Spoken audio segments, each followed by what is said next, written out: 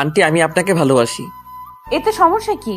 তুই আমাকে ভালোবাসবি, এটা স্বাভাবিক, কারণ তুই আমার সম্পর্কে ভাতিজা। আন্টি, এই ভালোবাসা সেই ভালোবাসা না, ভালোবাসা দুটি মনের মিলনের ভালোবাসা। তুই কি বলতেছিস বুঝতে পারতেছি না। তুই আমাকে ভালোবাসিস, আমিও তোকে ভালোবাসি, তাই না? তুই আমার ভাতিজা, আমি তোর আন্টি, আমি তোকে ভালোবাসবো, তুইও আমাকে ভালোবাসতে পারিস, তাই না? আন্টি, আমি বলতেছি যে আমি আপনাকে ভালোবাসি, আমি আপনাকে বিয়ে করতে চাই। তোর মাথা কি ঠিক আছে? কি আবোল তাবোল কথা বলতেছিস? আমি তো সম্পর্কে আন্টি, আর তুই আমাকে বিয়ে করতে চাচ্ছিস? সমাজের লোকেরা কি বলবে এসব শুনলে?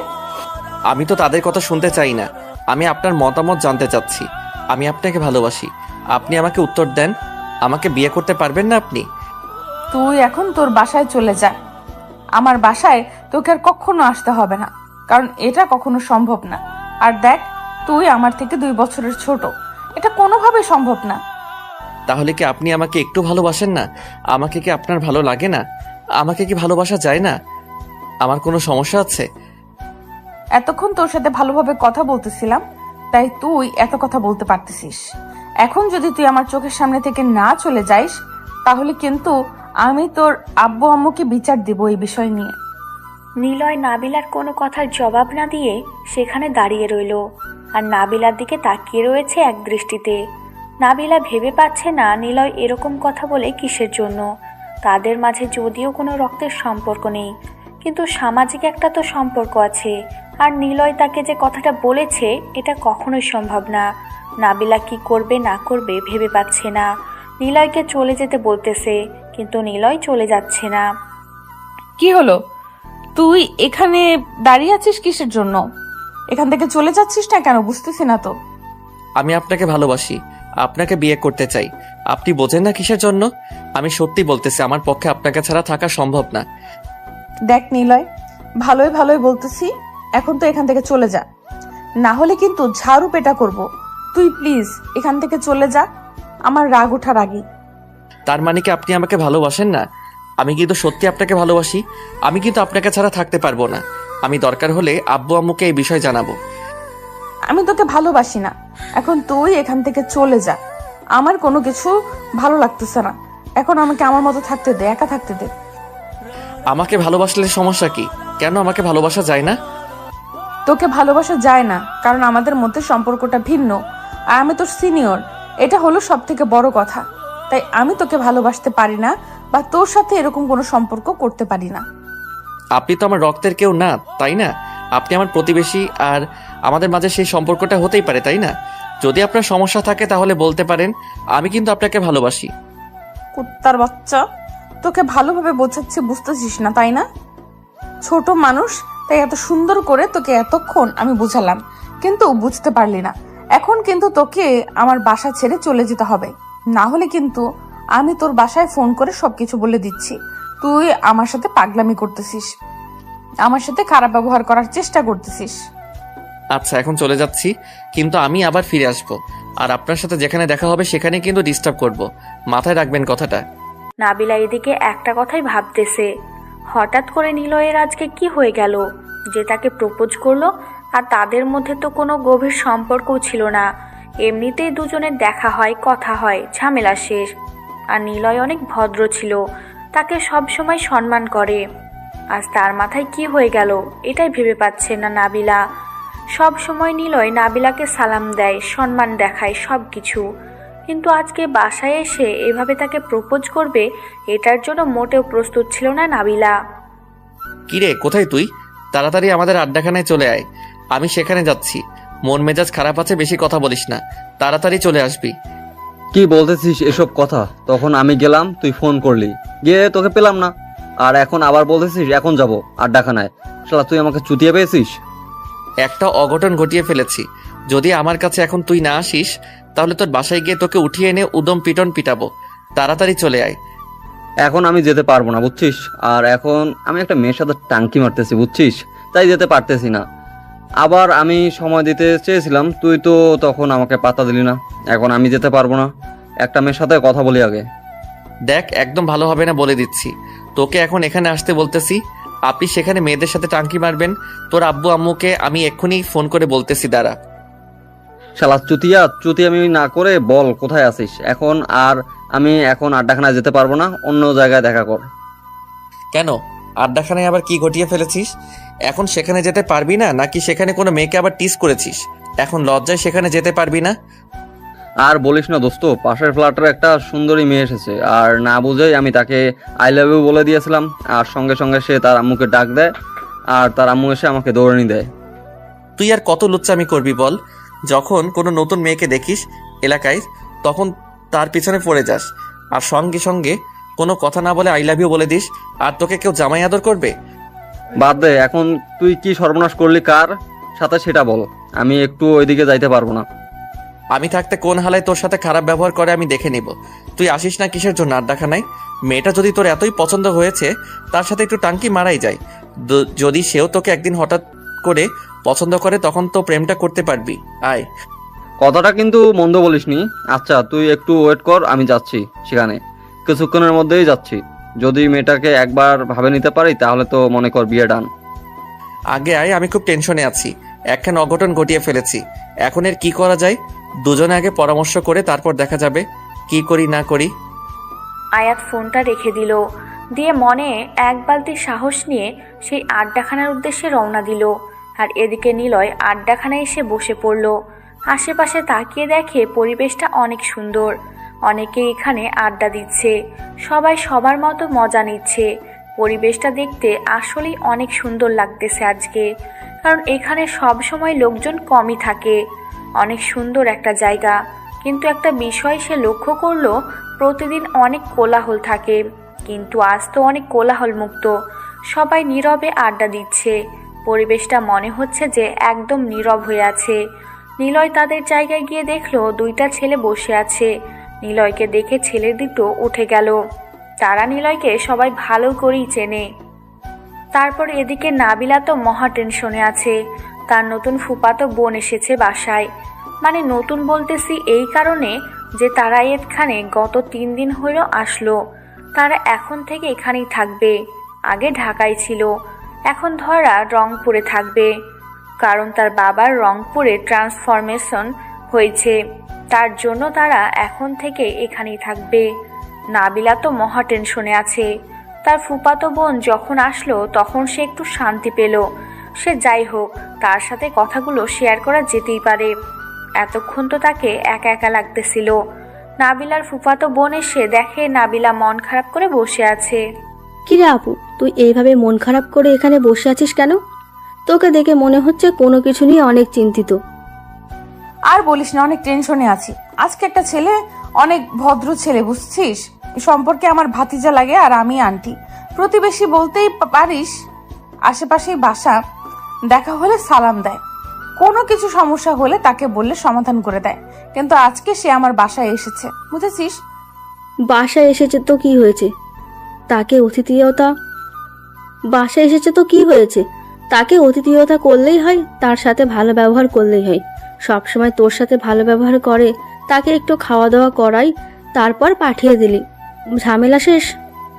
এরকম কিছু হলে তো ভালোই হতো, তাই না? সে এসে ডিরেক্ট আমাকে প্রপোজ করেছে, আমাকে বিয়ে করতে চায়, আমাকে ভালোবেসে ফেলেছে। এটা কিভাবে সম্ভব বল? আমি সম্পর্কে তার কি হই?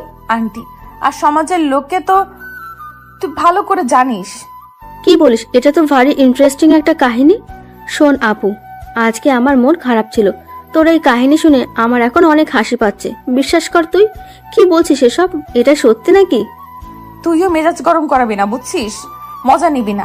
আমি আছি অনেক টেনশনে, কারণ ছেলেটা যেমন ভালো তেমন খারাপ, কারণ এলাকার সবাই তাকে ভয় পায়। আর আমি এটা নিয়ে অনেক টেনশনে আছি। আর সে যাওয়ার আগে আমাকে বলে দিয়েছে যে আমাকে যেখানে দেখে সেখানেই এসে এখান থেকে ডিস্টার্ব করবে। কেন এরকম করবে? কিসের জন্য? আর ছেলেটা দেখতে কেমন? তোর কি পছন্দ হয় নাই, নাকি অন্য কোনো সমস্যা আছে, নাকি তুমি অন্য কাউকে পছন্দ করো? এই ছেলেটা খারাপ বাজে, তার জন্য তাকে পছন্দ হয় না। সে তো তোর রক্তের কেউ না, তাই না? আসলে কথাটা হচ্ছে যে ছেলেটা আমার থেকে 2 বছরের জুনিয়র, আর আমি তার থেকে 1.5 বছরের সিনিয়র। আর আমাদের সম্পর্কটা, আর আমি তার আম্মুকে আপু বলে সম্বোধন করি, আর তার আব্বুকে দুলাভাই বলে সম্বোধন করি। এখন তাদেরকে কিভাবে আমি শ্বশুর শাশুড়ি বলে সম্বোধন করব? ভেবে দেখ ব্যাপারটা। ভারী ইন্টারেস্টিং কাহিনী তো। তোর জীবনে আপু দুলাভাই থেকে এখন শ্বশুর শাশুড়ি আর ভাতিজা থেকে এখন স্বামী, বাহ কি চমৎকার ঘটনা।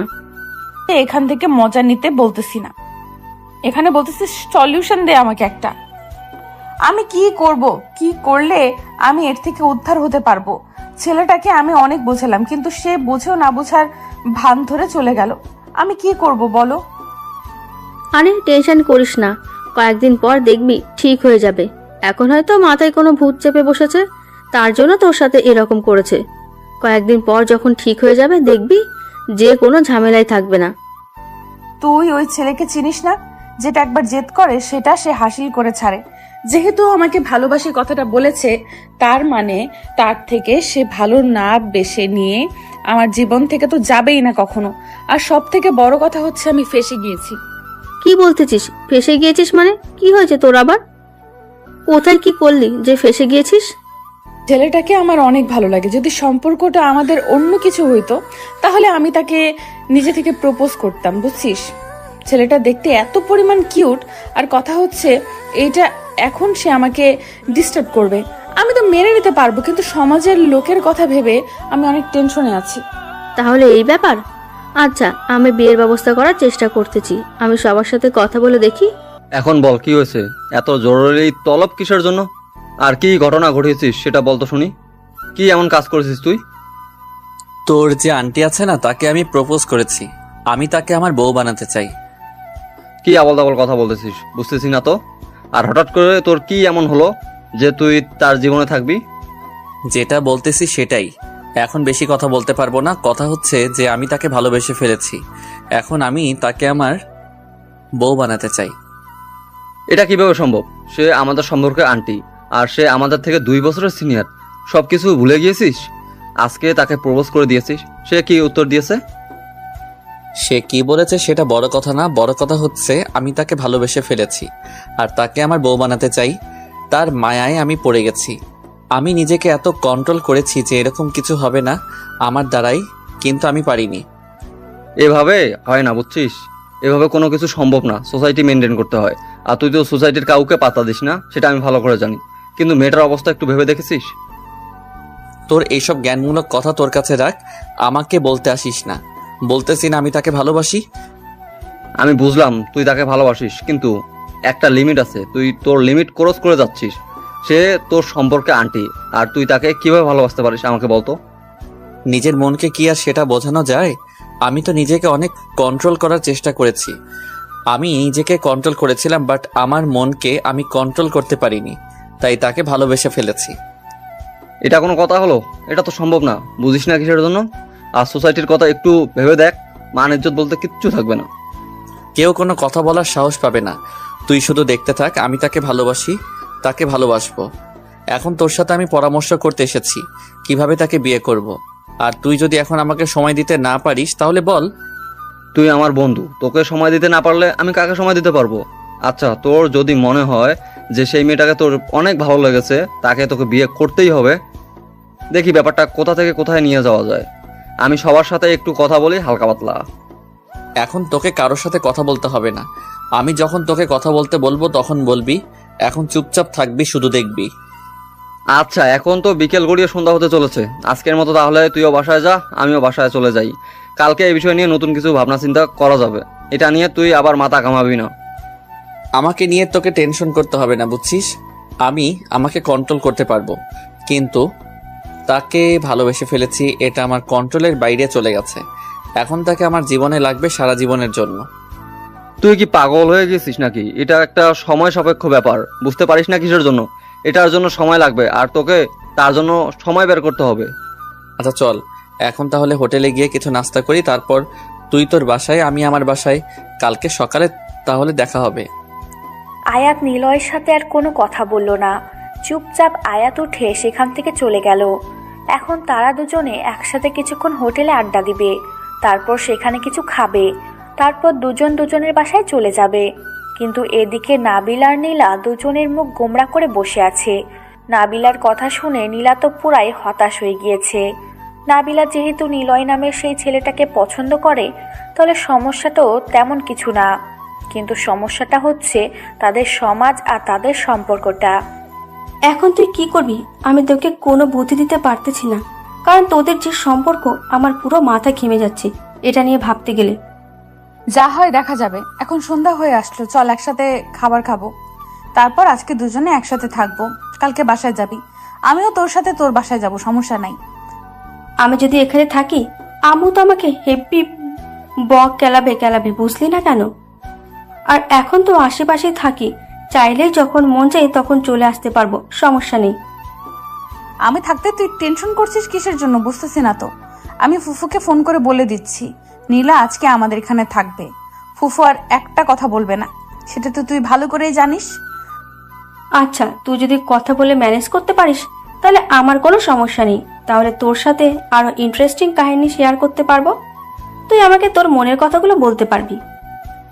তোর আবার কিসের ইন্টারেস্টিং কাহিনী বুঝলাম না তো। তুই আবার কোথায় কি করলি? আমি তো জানি তুই সাধু মেয়ে, তোর কোনো কাম নাই। আর বলিস না, আমরা তো পরশুদিন এখানে এসেছি, আজকে সকালে একটু বাইর হলাম। আর আমাদের বাসার সামনে তো জানিস একটা আড্ডা দেওয়ার মতো জায়গা আছে আমাদের বাসার সামনে। সেখান থেকে হুট করে একটা ছেলে আমাকে দেখে সরাসরি আমার সামনে এসে আমাকে আই লাভ ইউ বলে প্রপোজ করে দিল। কি বলিস, সত্যি তাই নাকি? ছেলেটা দেখতে কেমন রে?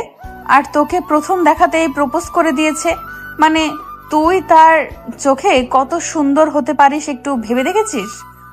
আর কথা বলিস না, আমি তো অনেক ভয় পেয়ে গিয়েছিলাম, ভয়ে চিল্লানি দিয়া আম্মুকে ডাক দিয়েছি। আর আম্মু একটা ঝাড়ু নিয়ে এসে ছেলেটাকেই দৌড়ানি দিয়েছে। আমি এখনো ভেবে মনে মনে হাসি দিচ্ছি। আহারে বেচারা, তাকে আজকে কত সুন্দর করতে হয়েছিল, ঝাড়ুর বাড়ি খেতে হয়েছিল। আর শুন, তুই এত সুন্দর একটা পরিবেশে তোর আম্মুকে ডাকতে গেলি কিসের জন্য? আর বলিস না তো, এখানে এসেছি নতুন কাউকে চিনি না, কে কেমন আমি কি জানি, নাকি আর এই সমাজের লোকেরা কেমন সেটাও তো আমি জানি না। আমি তো ভয় পেয়ে গেছিলাম, তার জন্য ডাকতে বাধ্য হয়েছি।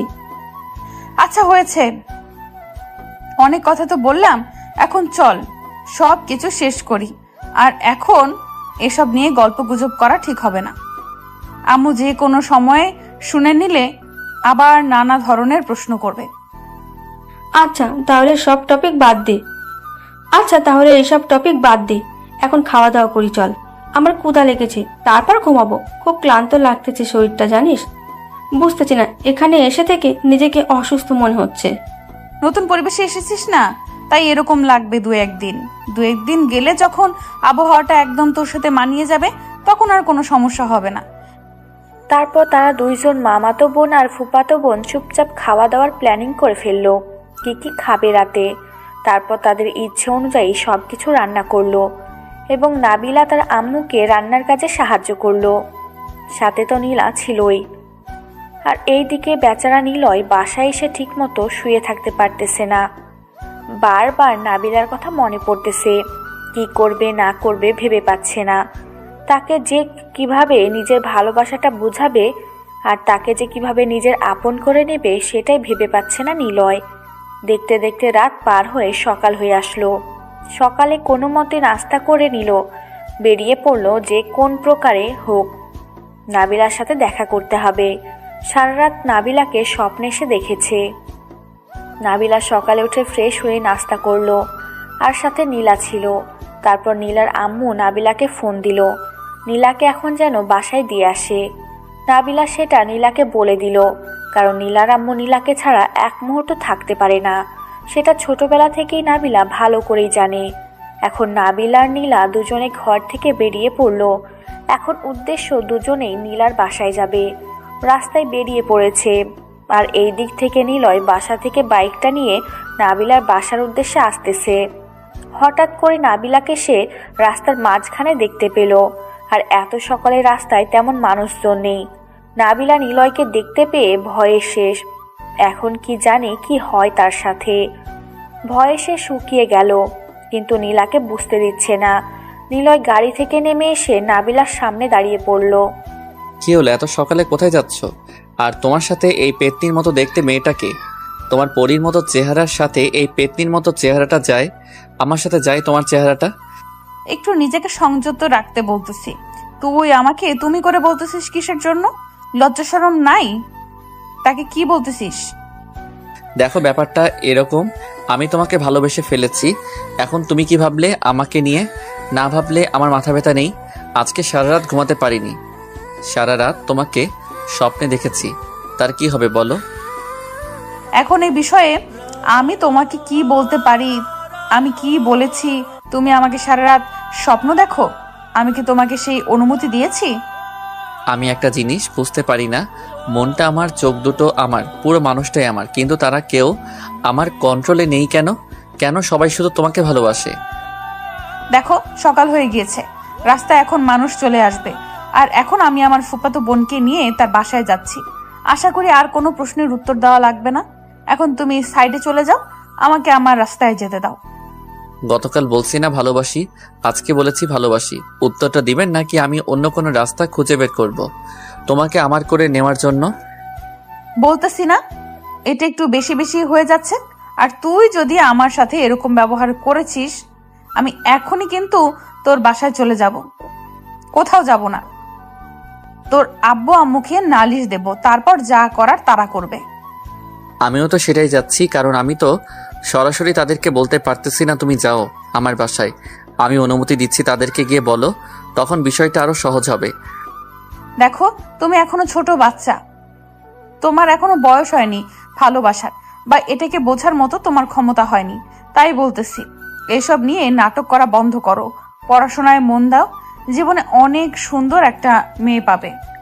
আমাকে দেখে মনে হয় যে আমি অন্য কোনো মেয়ের জন্য তোমাকে ছেড়ে যেতে পারবো?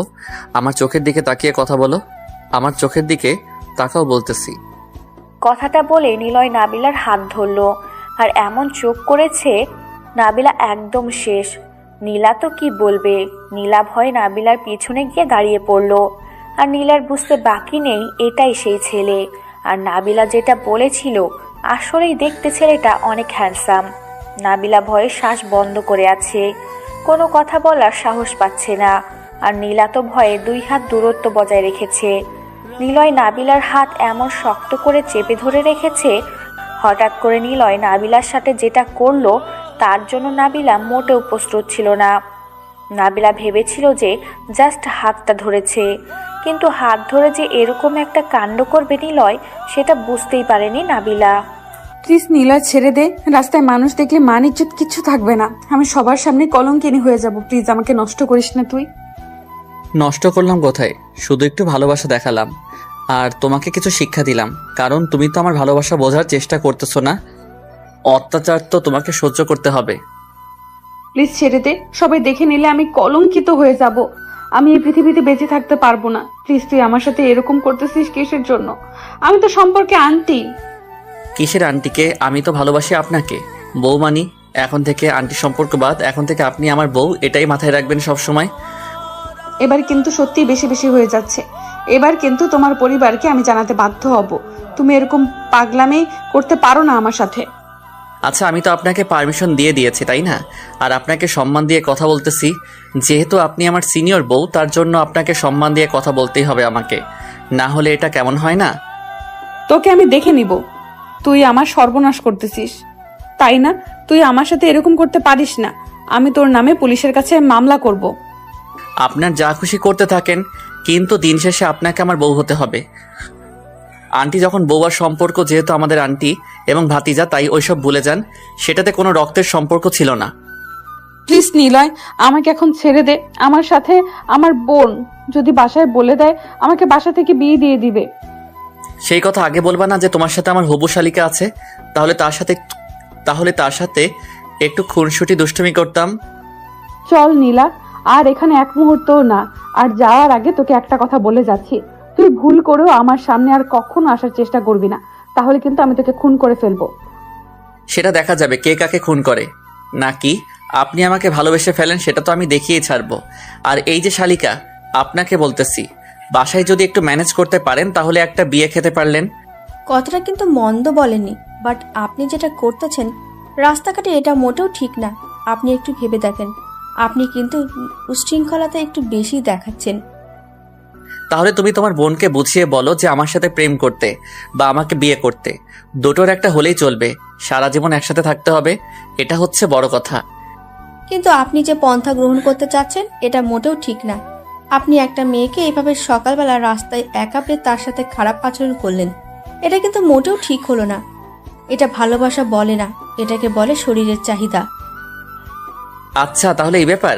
আমার তাহলে ভুল হয়ে গেছে, আর আমি কন্ট্রোলে ছিলাম না, যার জন্য উল্টাপাল্টা হয়তো কিছু করলাম। তাকে ভালোবাসি, তাকে একটু চুম্মাচাটি দেওয়া যায়, সমস্যা কি? সেটা ঠিক আছে, বাট আপনি মোটেও কাজটা ঠিক করলেন না। এটার জন্য আপনাকে অনেক পস্তাতে হবে। আমার বোনকে যতটা সম্ভব আপনার থেকে আমি দূরে রাখবো। আচ্ছা তাই নাকি? কই ভাবলাম যে তুমি আমাকে সাহায্য করবে, সেটা না করে তুমি তো দেখি এখন আমার শত্রুতা শুরু করতেছো। নাবিলা ভালোই তো, তোমার বোন ঠিক তোমার মতোই হয়েছে, মানতে হবে।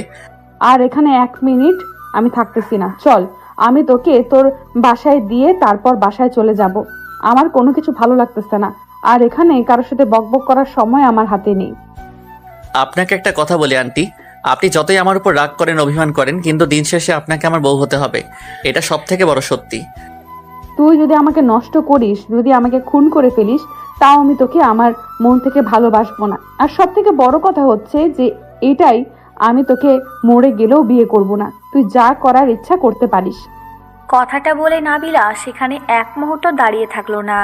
নীলার হাত ধরে টানতে টানতে সামনের দিকে চলে যেতে লাগলো।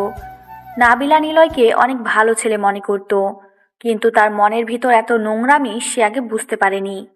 তার এই নোংরামি রূপটা আজকে দেখতে পেল, কারণ তার সাথে আজকে যেটা হয়ে গেল সেটাকে ভুলে থাকতে যাচ্ছে। সেটা যদি মনে রাখে তাহলে সেটা তাকে আরও বেশি কষ্ট দিবে। তার জন্য সে ভুলে যেতে চাচ্ছে সকালটা, কিন্তু চাইলেই তো আর সব কিছু ভুলে যাওয়া যায় না। যে জিনিসটা ভুলে যেতে চাইবে সেই জিনিসটা আরও বেশি করে মাথায় ঘুরপাক খাবে, এটাই স্বাভাবিক। নিলয় তো মনে মনে অনেক খুশি যে যাই হোক তাকে ডিস্টার্ব করতে পেরেছে, কিন্তু তার ভালোবাসার ফিলিংসটা কেন জানি উপলব্ধি করতে পারতেছে না। তার মনে হচ্ছে যে ভালোবাসাটা হয়তো অন্যরকম। নিলয় সেখানে দাঁড়িয়ে না থেকে বাইকটা নিয়ে সামনের দিকে এগিয়ে গেল। আর হঠাৎ করে তার মনে হলো যে আয়াতের খবর কি।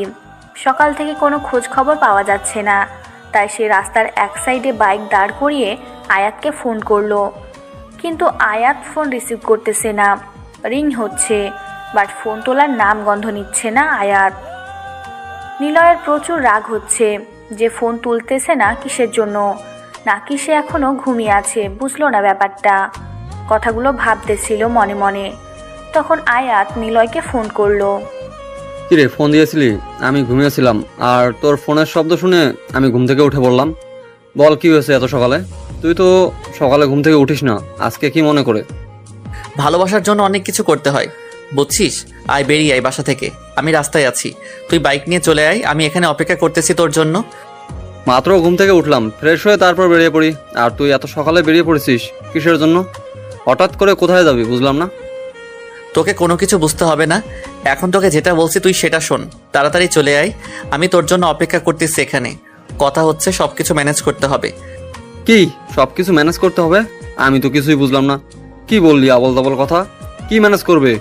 কি করতে চাচ্ছিস তুই? আমাকে তো একটু খুলে বলবি, তাই না? তার জন্য তো তোকে আমি এখানে আসতে বললাম। তুই এখানে আয়, তারপর না হয় সব কিছু বুঝতে পারবি। ফোনে কি সব কিছু বলা যায়? তুই আয়, তারপর তোকে সব কিছু বলতেছি। আচ্ছা, তাহলে তুই অপেক্ষা কর, আমি যাচ্ছি, বেশিক্ষণ সময় নিচ্ছি না, জাস্ট ফ্রেশ হবো, তারপর তোর ওইখানে চলে যাব, তারপর শুনি তোর কি হয়েছে। নাবিলা নীলাদের বাসায় পৌঁছে গিয়েছে। নাবিলার মন প্রচুর খারাপ। তাকে দেখে তার ফুপু গলায় গলা মিলিয়ে নিল, কথায় কথায় ভাসিয়ে দিল সব কিছু। তারপর নাবিলা আর নীলা দুজনে মিলে নীলার রুমে চলে আসলো। ছেলেটা কি সেটা তো নীলা নিজেই দেখলো। তার তো এখন একটু ভয় হচ্ছে তার বোনকে নিয়ে, না জানি কখন কোথায় তার কোনো ক্ষতি হয়ে যায়, কোনো কিছু করার থাকবে না। এটা ভেবে নীলা প্রচুর ভয় পাচ্ছে যে কি হবে তার বোনের জীবনে। নাবিলা গিয়ে নীলার রুমে শুয়ে পড়ব। নীলা নাবিলাকে কোনো কিছু বলল না। নাবিলার জন্য 1 কাপ কফি বানিয়ে আনার জন্য নীলা রান্নাঘরে চলে আসলো। আর এদিকে নাবিলা শুয়ে কান্না করতেছে। আজকে পর্যন্ত কোনো ছেলে তাকে জড়িয়ে ধরতে পারেনি, আর আজকে সেখানে একটা ছেলে, তাও আবার বয়সে ছোট, সে তাকে কিস করলো কেমন করে। বারবার কথাগুলো মনে পড়তেছে। আর তার মনে হচ্ছে এটা যদি তার জীবনে না হতো তাহলে সে অনেক সুখে থাকতে পারত। এখন সে কাউকে জোর গলায় বলতে পারবে না কোনো ছেলে তাকে স্পর্শ করেনি। নীলা নাবিলার জন্য কফি বানিয়ে নিয়ে আসলো। এসে দেখে নাবিলা কান্না করতেছে। কি হলো আপু, কান্না করতেছিস কিসের জন্য বুঝতেছি না তো। এভাবে কান্না করলে হবে? বল, যা হয়েছে ভুলে যা, সব কিছু ঠিকঠাক হয়ে যাবে। এখন কয়েকদিন নিজেকে চেপে রাখ, বাসা থেকে বের হবি না, তাহলে দেখবি কয়েকদিন পর সব কিছু আগের মতো হয়ে যাবে। এরকম কোনো কিছু হলে তো অনেক ভালো হইতো। আমি চাচ্ছি সবকিছু ভুলে যাব, কিন্তু পারতেছি না। বারবার মনে পড়ে যাচ্ছে। আর আজকে প্রথম আমাকে কোনো ছেলে এভাবে স্পর্শ করলো। বিশ্বাস কর, আমার যে এত বাজে লাগতেছে। আচ্ছা বুঝতে পারলাম, এখন নিজেকে ঠিক করার চেষ্টা কর। এইভাবে ভেঙে পড়লে চলবে না। তোর পড়াশোনায় মন দে, কয়েকদিন পর তোর নাকি এক্সাম। এখন তো সেই টেনশনে আছি, আমার কি হবে। আমি তো এখন নিজে স্বাধীনভাবে চলাফেরা করতে পারবো না। এখন সব সময় একটা আতঙ্কের মধ্যে থাকতে হবে, কখন কোথা থেকে আমার উপর হামলা চলে আসে। এখন তো আমি পুরো ভয়ে শেষ, কি করব বুঝতে পারতেছি না। এখন তো এমন একটা সিচুয়েশনে বাসায় বলবো, তাহলে বিয়ে দেওয়ার জন্য উঠে পড়ে লাগবে বাসার সবাই। আর আমি তো চাচ্ছি আমার ক্যারিয়ার গড়ে তুলতে। আপু, আমি তোর মনের কথাগুলো বুঝতে পেরেছি, এসব নিয়ে আর তুই ভাবিস না। এখন কফি খা, তারপর আমি তোকে তোর বাসায় রেখে আসব। আমাকে তো আর কেউ ডিস্টার্ব করবে না, বুঝিস নাই? এখন যাব না, দুপুরের পর গাড়িতে করে তোর বাসায় চলে যাব। বাদ দে, এখন কিছু খাবো না, তুই রেখে দে, পরে গরম করে খাবো, সমস্যা নেই। বাট এখন খেতে ইচ্ছে করতেছে না। ফুফু কোথায় গেল, তার সাথে কিছু কথা বলি। আম্মু তার রুমে আছে হয়তো, তুই গিয়ে দেখ। আমি আমার কিছু হাতের কাজ শেষ করে আসছি, তারপর না হয় বাইরে যাব। এখন তুই যা, কথা বল। আচ্ছা থাক, তাহলে তুই তোর কাজগুলো শেষ কর, আমি আমার ফুফুর সাথে কিছুক্ষণ গল্প করি, তারপরে একটু বাসায় চলে যাব। এখানে থাকতে ভালো লাগতেছে না, একটু মনটা ঠিক করি, তারপর বাসায় চলে যাব। কথাটা বলে নাবিলা রুম থেকে বেরিয়ে তার ফুপুর রুমের উদ্দেশ্যে চলে গেল। আর এদিকে নীলা তার কাজগুলো করা শুরু করে দিল। তার এখন অন্য কিছু ভালো লাগবে না। তাই সে তার হাতের কাজগুলো শেষ করতে ব্যস্ত হয়ে গেল। আর নাবিলা তার ফুপুর কাছে এসে গল্প করা শুরু করে দিল। আর এদিকে আয়াত বাসা থেকে বেরিয়ে পড়েছে। নিলয় তার জন্য অপেক্ষা করতেছে।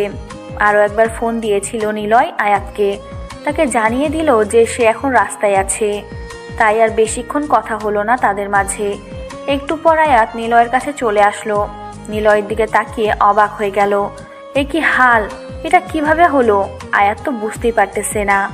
আয়াত দৌড়ে গিয়ে ওকে ধরে নিল। তারপর অ্যাম্বুলেন্স ফোন করে ডাক দিয়ে হসপিটালে নিয়ে গেল নিলয়কে। ডক্টর, ডক্টর কোথায় আপনি? আমার বন্ধুর যে কোনো প্রকারে হোক আপনাকে বাঁচাতে হবে।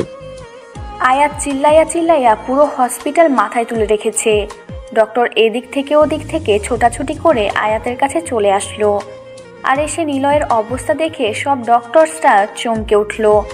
তারপর ডক্টর নিলয়কে তাড়াতাড়ি অপারেশন থিয়েটারে নিতে বলল। আর ডক্টরের কথা অনুযায়ী নার্স সেই হিসেবে কাজ করা শুরু করলো। নিলয়ের অপারেশন শুরু হয়ে গেল। আর আয়াত বাসার সবাইকে খবর দিয়েছে যে নিলয়ের অ্যাক্সিডেন্ট হয়েছে।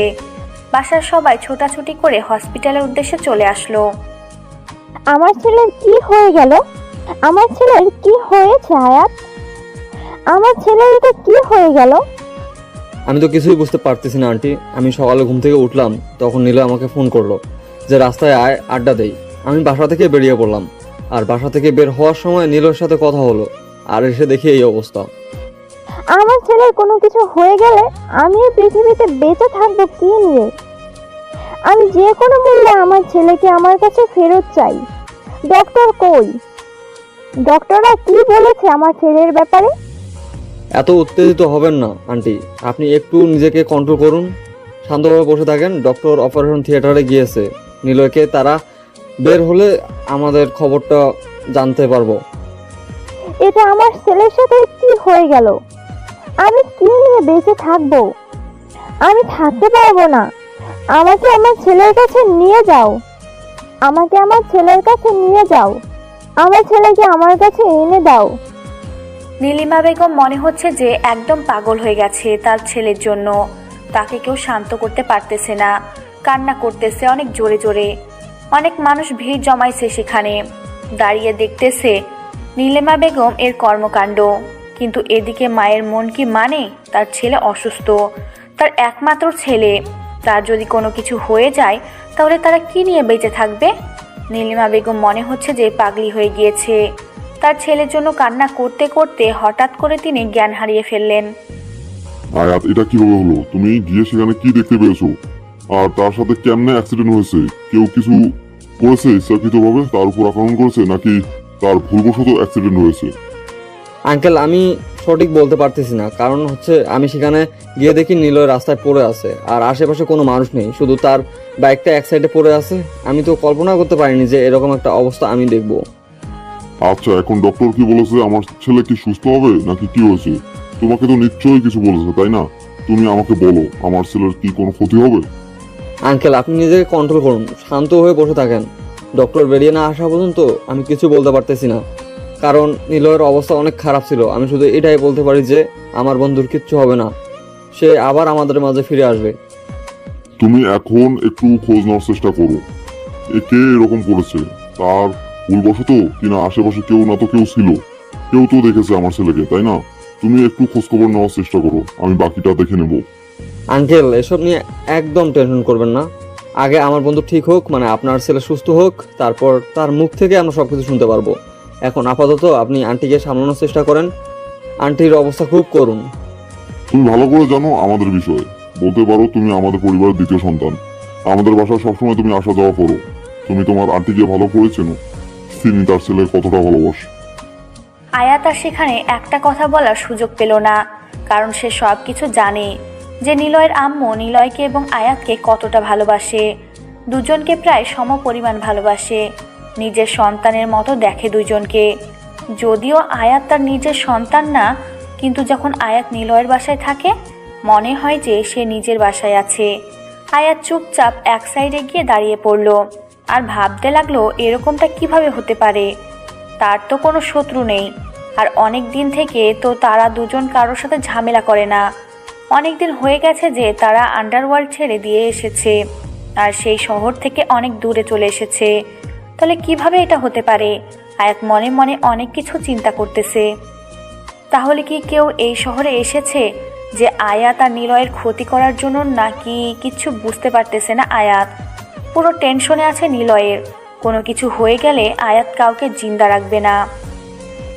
আগে নিলয় সুস্থ হোক, তারপর দেখা যাবে কার কত বড় কলিজা হয়েছে। সব কলিজা বের করে যদি কুত্তাকে খাওয়াতে না পারে তাহলে আয়াত আর নিলয় মানুষ না। আয়াত তার চোখের কোণা থেকে পানির ফোঁটা মুছে ডক্টর বেরিয়ে আসার জন্য অপেক্ষা করতেছে। বাইরে সবাই শুধু ডক্টরের জন্য অপেক্ষা করতেছে, কখন ডক্টর বেরিয়ে আসবে। কিন্তু ডক্টর বেরিয়ে আসার কোনো নামগন্ধ নিচ্ছে না। ডক্টর অনেকক্ষণ হলো অপারেশন থিয়েটারে চলে গিয়েছে, কিন্তু কোনো খোঁজ খবর দিচ্ছে না এখনো। আর থাকবো না, অনেকক্ষণ তো হলো এখানে এসেছি, আর কতক্ষণ থাকবো? এখন তো দুপুর পেরিয়ে বিকেল হতে চলেছে। তাহলে আমি আমার বাসায় যাচ্ছি, পড়াশোনা করতে হবে তো। আচ্ছা, আমি তোর সাথে যাচ্ছি। আমি আম্মুকে ম্যানেজ করে নিতে পারবো যে আজকে তোর সাথে একটু থাকতে হবে, তার জন্য আমি তোর বাসায় থাকবো। আর আমি এখানে নতুন এসেছি, তাই কারোর সাথে তেমনভাবে পরিচিত হতে পারিনি, তাই আজকে তোর বাসায় থাকবো। তাহলে তো আরো অনেক ভালো হয়।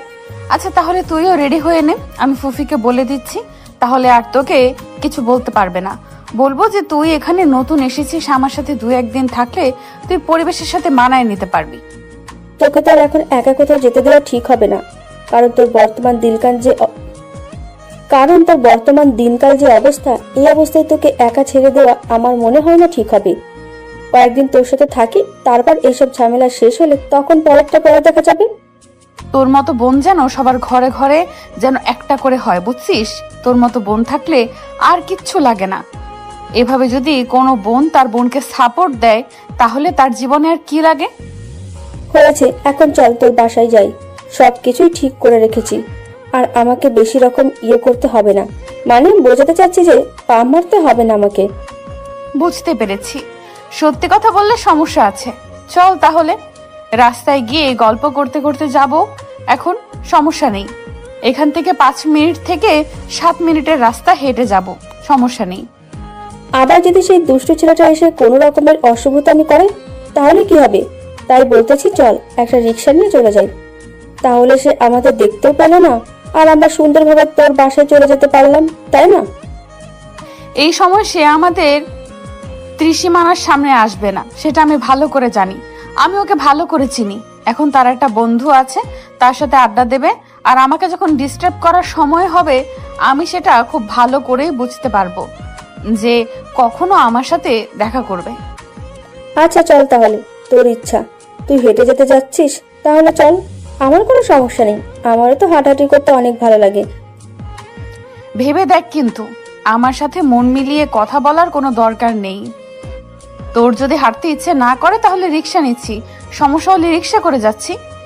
আমি তো তোকে বলতে চাচ্ছি যে আমি হেঁটে যাব, বাট তোর সমস্যার জন্য বললাম রিক্সায় যাইতে। এখন কোনো সমস্যা হবে না, তাহলে চল হেঁটে যাই। তারপর নাবিলা নীলা দুজনে গল্প করতে করতে হেঁটে যাচ্ছে, আর নীলা তার ঢাকায় থাকা বন্ধু বান্ধবদের নিয়ে গল্প করতেছে। কে কেমন ছিল, কে কি করতো, কে কয়টা প্রেম করতো, এসব নাবিলাকে বলতেছে। আর নাবিলা সেটা শুনে প্রচুর মজা নিচ্ছে। আর নাবিলা নীলাকে বলতেছে যে তুই কয়টা করেছিস, কিন্তু নীলা বলতেছে তার মা তাকে ঘর থেকে বের হতে দেয়নি, সন্ধ্যার পর সে প্রেম করবে কিভাবে। গল্প করতে করতে তারা নাবিলাদের বাসার সামনে চলে আসলো। এখন এখান থেকে নাবিলাদের বাসায় যেতে 2 মিনিট এরকম একটা অবস্থায় নাবিলার ফোন বেজে উঠল। নাবিলা ফোনটা হাতে নিয়ে দেখছে আয়াতের ফোন। আয়াতের ফোন দেখে নাবিলা একটু ভয় পেয়ে গেল। এখন আয়াতের ফোন দিয়ে যদি নিলয় ফোন করে তাহলে তো সমস্যা। আর এখন যদি ফোনটা ধরে তখন কি বলবে, কখন কি বলে বুঝতে পারতেছে না। নাবিলা ভয়ে আছে, ফোন রিসিভ করবে কি করবে না চিন্তা করতে করতে ফোনটা একবার রিং হয়ে চলে গেল। আবার ফোনটা বেজে উঠল। আবার তাকিয়ে দেখে আয়াতের নাম্বার। শেষ পর্যন্ত নিজের মনে একটু সাহস জুগিয়ে ফোনটা রিসিভ করলো। ফোনটা রিসিভ করে কানে দিতেই ওপাশ থেকে আয়াত যেটা বলল সেটা শোনার জন্য মোটেও প্রস্তুত ছিল না। নাবিলা শুনে অবাক হয়ে গেল। নাবিলা, এসব কি বলতেছিস তুই? নিলয়ের অ্যাক্সিডেন্ট? এটা কিভাবে আর কখন হয়েছে অ্যাক্সিডেন্টটা? আমি কিছু জানি না, সকালে ঘুমিয়েছিলাম, নিলয় আমাকে ফোন করলো আর বললো দেখা করতে, আড্ডা দেবে নাকি। আমিও ফ্রেশ হয়ে আসলাম, আর যখন বাসা থেকে বের হলাম তখন তাকে ফোন করলাম যে আমি বাসা থেকে বের হচ্ছি। তখন সব কিছু ঠিক ছিল, কিন্তু আমি সেই জায়গায় উপস্থিত হয়ে দেখি নিলয় পড়ে আছে রাস্তায়। কি বলছিস? তোর মাথা ঠিক আছে? আর সকালে সে আমার সাথে এই অঘটন ঘটিয়ে গেছে, এতক্ষণে হয়তো তোকে সবকিছু বলে দিয়েছে, আমাকে প্রপোজ করেছে ইত্যাদি ইত্যাদি। সকালে এসে আমাকে জোর করে চুম্মা চাট্টি দিয়ে চলে গেছে। আমি রাস্তায় ছিলাম আমার ফুপাতো বোনের সাথে, আমার ফুপাতো বোনের বাসায় যাচ্ছিলাম, তখন দেখা হঠাৎ করে, তখন সে এরকম করে, তারপর চলে গেল, বলল যে সে এসে ডিস্টার্ব করবে। তুই কি আশেপাশে কোনো ছেলেকে দেখেছিস বা এরকম কাউকে দেখেছিস যে তারা তোদেরকে ফলো করতেছে বা নিলয়ের দিকে তাকিয়ে আছে? এরকম কোনো কিছু দেখেছিস, চোখে পড়েছিল তোর? আমি তো চোখ বন্ধ করেছিলাম। আমি তো কি বলবো ভাই, প্রথম কোনো ছেলে আমাকে এভাবে জড়িয়ে ধরে কিস করেছে, আমি তো লজ্জায় শেষ। আর আমার এসব লক্ষ্য করার সময় আছে? আমি তো ভয়ে শেষ। তাছাড়া আমি তো সেই টেনশনে ছিলাম, আমি এদিক ওদিক তাকাইনি তো। এখন কি তুই নিলয়কে দেখতে আসবি নাকি তার উপর রাগ অভিমান করে থাকবি? তোর ব্যাপার, আমি জানিয়ে দিলাম। এখন যদি তার জন্য তোর মনে বিন্দুমাত্র ভালোবাসা থেকে থাকে তো এসে দেখতে পারিস। এখনো ডক্টর তার অপারেশন করতেছে। আমি এক্ষুনি যাচ্ছি, আর বাসায় গিয়ে শুধু কিছু টাকা নেব। আমার কাছে কোনো টাকা নেই। আমি আমার ফুফাতো বোন এখন রাস্তায়, আমার ফুফুর বাসা থেকে আসলাম, এখনো বাসায় পৌঁছায়নি। আমি শুধু বাসায় গিয়ে টাকা নিয়ে নিচ্ছি, তুই অপেক্ষা কর, আমি যাচ্ছি। কি হলো, তুই এইরকম করতেছিস কেন? আমাকে বল তোর কি হয়েছে, কান্না করছিস কেন? নিলয় অ্যাক্সিডেন্ট করেছে, এখন হসপিটালে আছে, ডক্টর তার অপারেশন করতেছে। আমি কিছু বুঝতে পারতেছি না কেমনে কি হলো। কি বলছিস এসব কথা? কেমনে আর অ্যাক্সিডেন্ট হলো কিভাবে? সকালে তো আমাদের সাথে দেখা হলো তার। তুই যেখানে ছিলি আমিও সেখানে ছিলাম, আমরা দুজন তো একসাথেই ছিলাম, তাহলে আমি কিভাবে বলতে পারি? এখন চল হসপিটালে গিয়ে দেখি কি হয়েছে। আচ্ছা শোন, তাহলে তুই বাসায় কিছু বলবি না, না বলে গেলে তোকে নিয়ে আবার বাসায় যদি টেনশন করে তখন? কিচ্ছু হবে না, তুই আগে চল দেখি গিয়ে কি হয়েছে।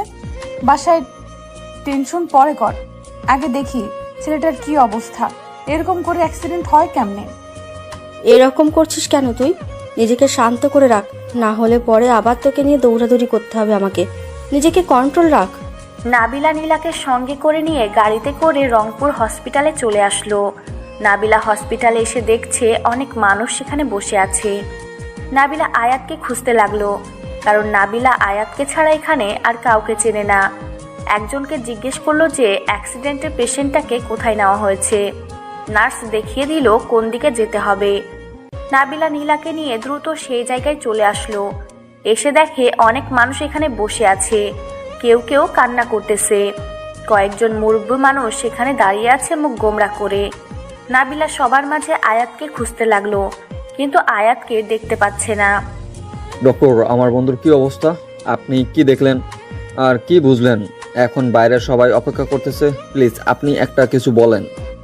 অল্পের জন্য বেঁচে গিয়েছে, আর 1 মিনিট যদি দেরি করে তাকে অপারেশন থিয়েটার নিয়ে যাওয়া হইতো তাহলে হয়তো আমরা তাকে বাঁচাতে পারতাম না, কিন্তু আল্লাহ তাআলার অশেষ রহমত আমরা তাকে বাঁচাতে পেরেছি। আচ্ছা ডক্টর, আপনি আমাকে এটা আগে বলুন তো, তার কি অজান্তে অ্যাক্সিডেন্ট হয়েছে নাকি কোনো আঘাতপ্রাপ্ত? আপনারা তো অপারেশন করার সময় বুঝতে পেরেছিলেন যে কোনটা অ্যাক্সিডেন্ট আর কোনটা আঘাত। দেখো, আমরা এখানে যেটা বুঝতে পারলাম, আমাদের মনে হচ্ছে যে ছেলেটাকে কেউ আঘাত করেছে, কারণ আঘাত না করলে তো তার বুকের সমস্যা হওয়ার কথা ছিল না। এমনিতেই যদি অ্যাক্সিডেন্ট হইতো তাহলে পায়ে বা কোমরে বা মাথায় ব্যথা পাইতো। ডক্টর, আর কতক্ষণ লাগবে আমার বন্ধুর জ্ঞান ফিরে আসতে? আমি তাহলে বাইরে গিয়ে সবাইকে সুসংবাদ দেই। অনেক কান্নাকাটি করতেছে তো, সবাই অনেক চিন্তিত। আজকে রাতের মধ্যেই জ্ঞান ফিরে আসবে, সমস্যা নেই। মনে হচ্ছে তারা তাকে একদম পুরোপুরি মেরে ফেলতে চেয়েছিল, কিন্তু আর একটুর জন্য বেঁচে গিয়েছে। আর একটু লেট হলে তাহলে শেষ। ডক্টর, ধন্যবাদ আপনাকে আমার বন্ধুকে এই পৃথিবীতে বেঁচে থাকার জন্য সাহায্য করার জন্য, আর আল্লাহ তাআলার কাছে লক্ষ কোটি শুকরিয়া, আলহামদুলিল্লাহ। আচ্ছা, তাহলে আপনি এখন বাইরে গিয়ে সবাইকে জানিয়ে দেন যে রোগী এখন পুরোপুরি ঠিক আছে। আমরা কিছুক্ষণ পর পেশেন্টকে কেবিনে শিফট করব, তখন দেখতে পারবে। আয়াত ডক্টরের কথা মতো সেখান থেকে বেরিয়ে আসলো। আয়াত ভিতরে চলে গিয়েছিল। তার প্রচুর টেনশন হচ্ছিল এতক্ষণ ধরে। ভিতরে কি করতেছে ডাক্তারদেরকে গান দেখিয়ে ভয় দেখিয়ে ভিতরে গিয়েছিল। তারপর ভিতর থেকে খবরটা নিয়ে বাহিরে আসলো। শান্তশিষ্ট স্বভাবে আর আয়াত আর নিলয়ের যে অন্ধকারের একটা গ্রুপ আছে সেটা কেউ জানে না বাহিরের। তাদের পরিবার, তাদের বন্ধু বান্ধব কেউ জানে না। শুধু এটা আয়াত আর নিলয়ের মধ্যেই সীমাবদ্ধ। আয়াত অপারেশন থিয়েটার থেকে বের হয়ে এসে দেখে সবাই অনেক টেনশন করতেছে। নিলয়ের আম্মু বসে এখনো কান্না করতেছে। তাহার জ্ঞান ফিরে এসেছে আবারও। আয়াতকে দেখতে পেয়ে নিলয়ের আম্মু আয়াতকে সে আবার জড়িয়ে ধরে কান্না করতে লাগলো। তার ছেলের কি হয়েছে না হয়েছে সেটা জানতে চাচ্ছে। ডক্টর তাকে কি বলল না বলল, আর এখনো কেন অপারেশন থিয়েটার থেকে বের হচ্ছে না? তার ছেলের কি কোনো কিছু হয়ে গেল নাকি? এরকম করতেছে কেন তাকে সব জিজ্ঞেস করতেছে। আয়াতকে পাগলের মতো নিলয়ের আম্মুকে জড়িয়ে ধরলো। তারপর তার কানে কানে বলল যে তার ছেলে একদম পুরোপুরি ঠিক আছে, তার কোনো সমস্যা হবে না। এই কথা শোনার পর নিলয়ের আম্মু আয়াতকে ছেড়ে দিয়ে আয়াতের হাত শক্ত করে মুষ্টিবদ্ধ করে ধরে একটু মুচকি হাসি দিল। সত্যি বলতেছো? আমার ছেলে ঠিক আছে? আর কি হয়েছে তার? ডক্টর তোমাকে কি বললো? আমি দেখেছি তুমি ডক্টরকে বলে ভিতরে প্রবেশ করেছিলে। আর আমার ছেলের কি অবস্থা এখন? আমার বন্ধুর অবস্থা এখন অনেক ভালো, সে খুব তাড়াতাড়ি ফিরে আসবে আমাদের মাঝে, আর রাতের মধ্যে জ্ঞান ফিরে আসবে। তাই তাকে নিয়ে কোনো টেনশন করার কিচ্ছু নেই। আর সে অন্যমনস্ক হয়ে দাঁড়িয়েছিল তো, তাই হঠাৎ করে পিছন থেকে গাড়ি এসে লাগিয়ে দিয়েছে। দেখে শুনে পাগলটাকে রাস্তায় পার হতে বলেছি, তাও রাস্তার মাঝখানে গিয়ে দাঁড়িয়ে পড়েছিল, তাই না? সুস্থ হয়ে উঠুক, তারপর ওকে বোঝাবো যে এভাবে অন্যমনস্ক হয়ে রাস্তার মাঝে দাঁড়িয়ে থাকার সাহস কি করে হয় তার। আচ্ছা আন্টি, তাহলে এখন আর টেনশন করিয়েন না, এখন গিয়ে বসে থাকেন। একটু পর জ্ঞান ফিরে আসলে তখন আমরা সবাই তার সাথে গিয়ে কথা বলতে পারবো। আর আপনি চাইলে এখন গোসল করে নিতে পারেন। আর আপনি যদি খুব অসুস্থ হন তাহলে গিয়ে একটু গোসল করে নামাজ পড়ে তারপর হসপিটালে আসেন। তুমি একদম ঠিক বলেছো। আচ্ছা, তাহলে তুমি এখানে অপেক্ষা করো, আমি গিয়ে গোসল করে নামাজটা পড়ে আমার ছেলের জন্য দোয়া করি, সাথে তোমার জন্য, কারণ তোমার মতো একটা বন্ধু আছে আমার ছেলের জীবনে। আচ্ছা, তাহলে আপনি এখন যান, আমি এদিকটা সবাইকে বলে দিচ্ছি, না হলে সবাই তো অনেক টেনশনে করতেছে। সবাইকে বলে দেই, টেনশন মুক্ত করিয়ে দেই, তারপর আপনার সাথে গিয়ে বসে গল্প করব। আচ্ছা বাবা, তাহলে তুমি এখানে থাকো, আমি গেলাম এখন।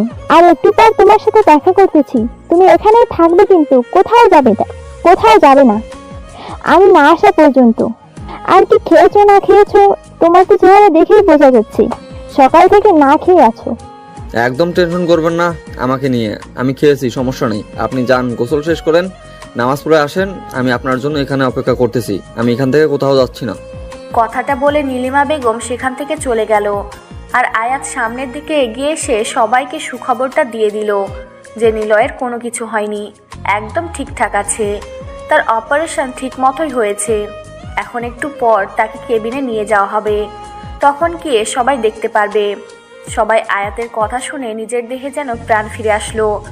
বিশেষ করে আশাদ চৌধুরী তার ছেলের এই রকম খবর শুনে অনেক টেনশন মুক্ত হলো। আশাদ চৌধুরী হাসপাতাল থেকে বেরিয়ে গেল, কারোর সাথে কোনো কথা বলেনি। আয়াতকে শুধু বলে গেল যে একটু পরে ফিরে আসবে। কোথায় জানে গেল, আর আঘাত সেদিকে তোয়াক্কা করলো না, কারণ এখন একটু ব্যস্ত থাকতেই পারে।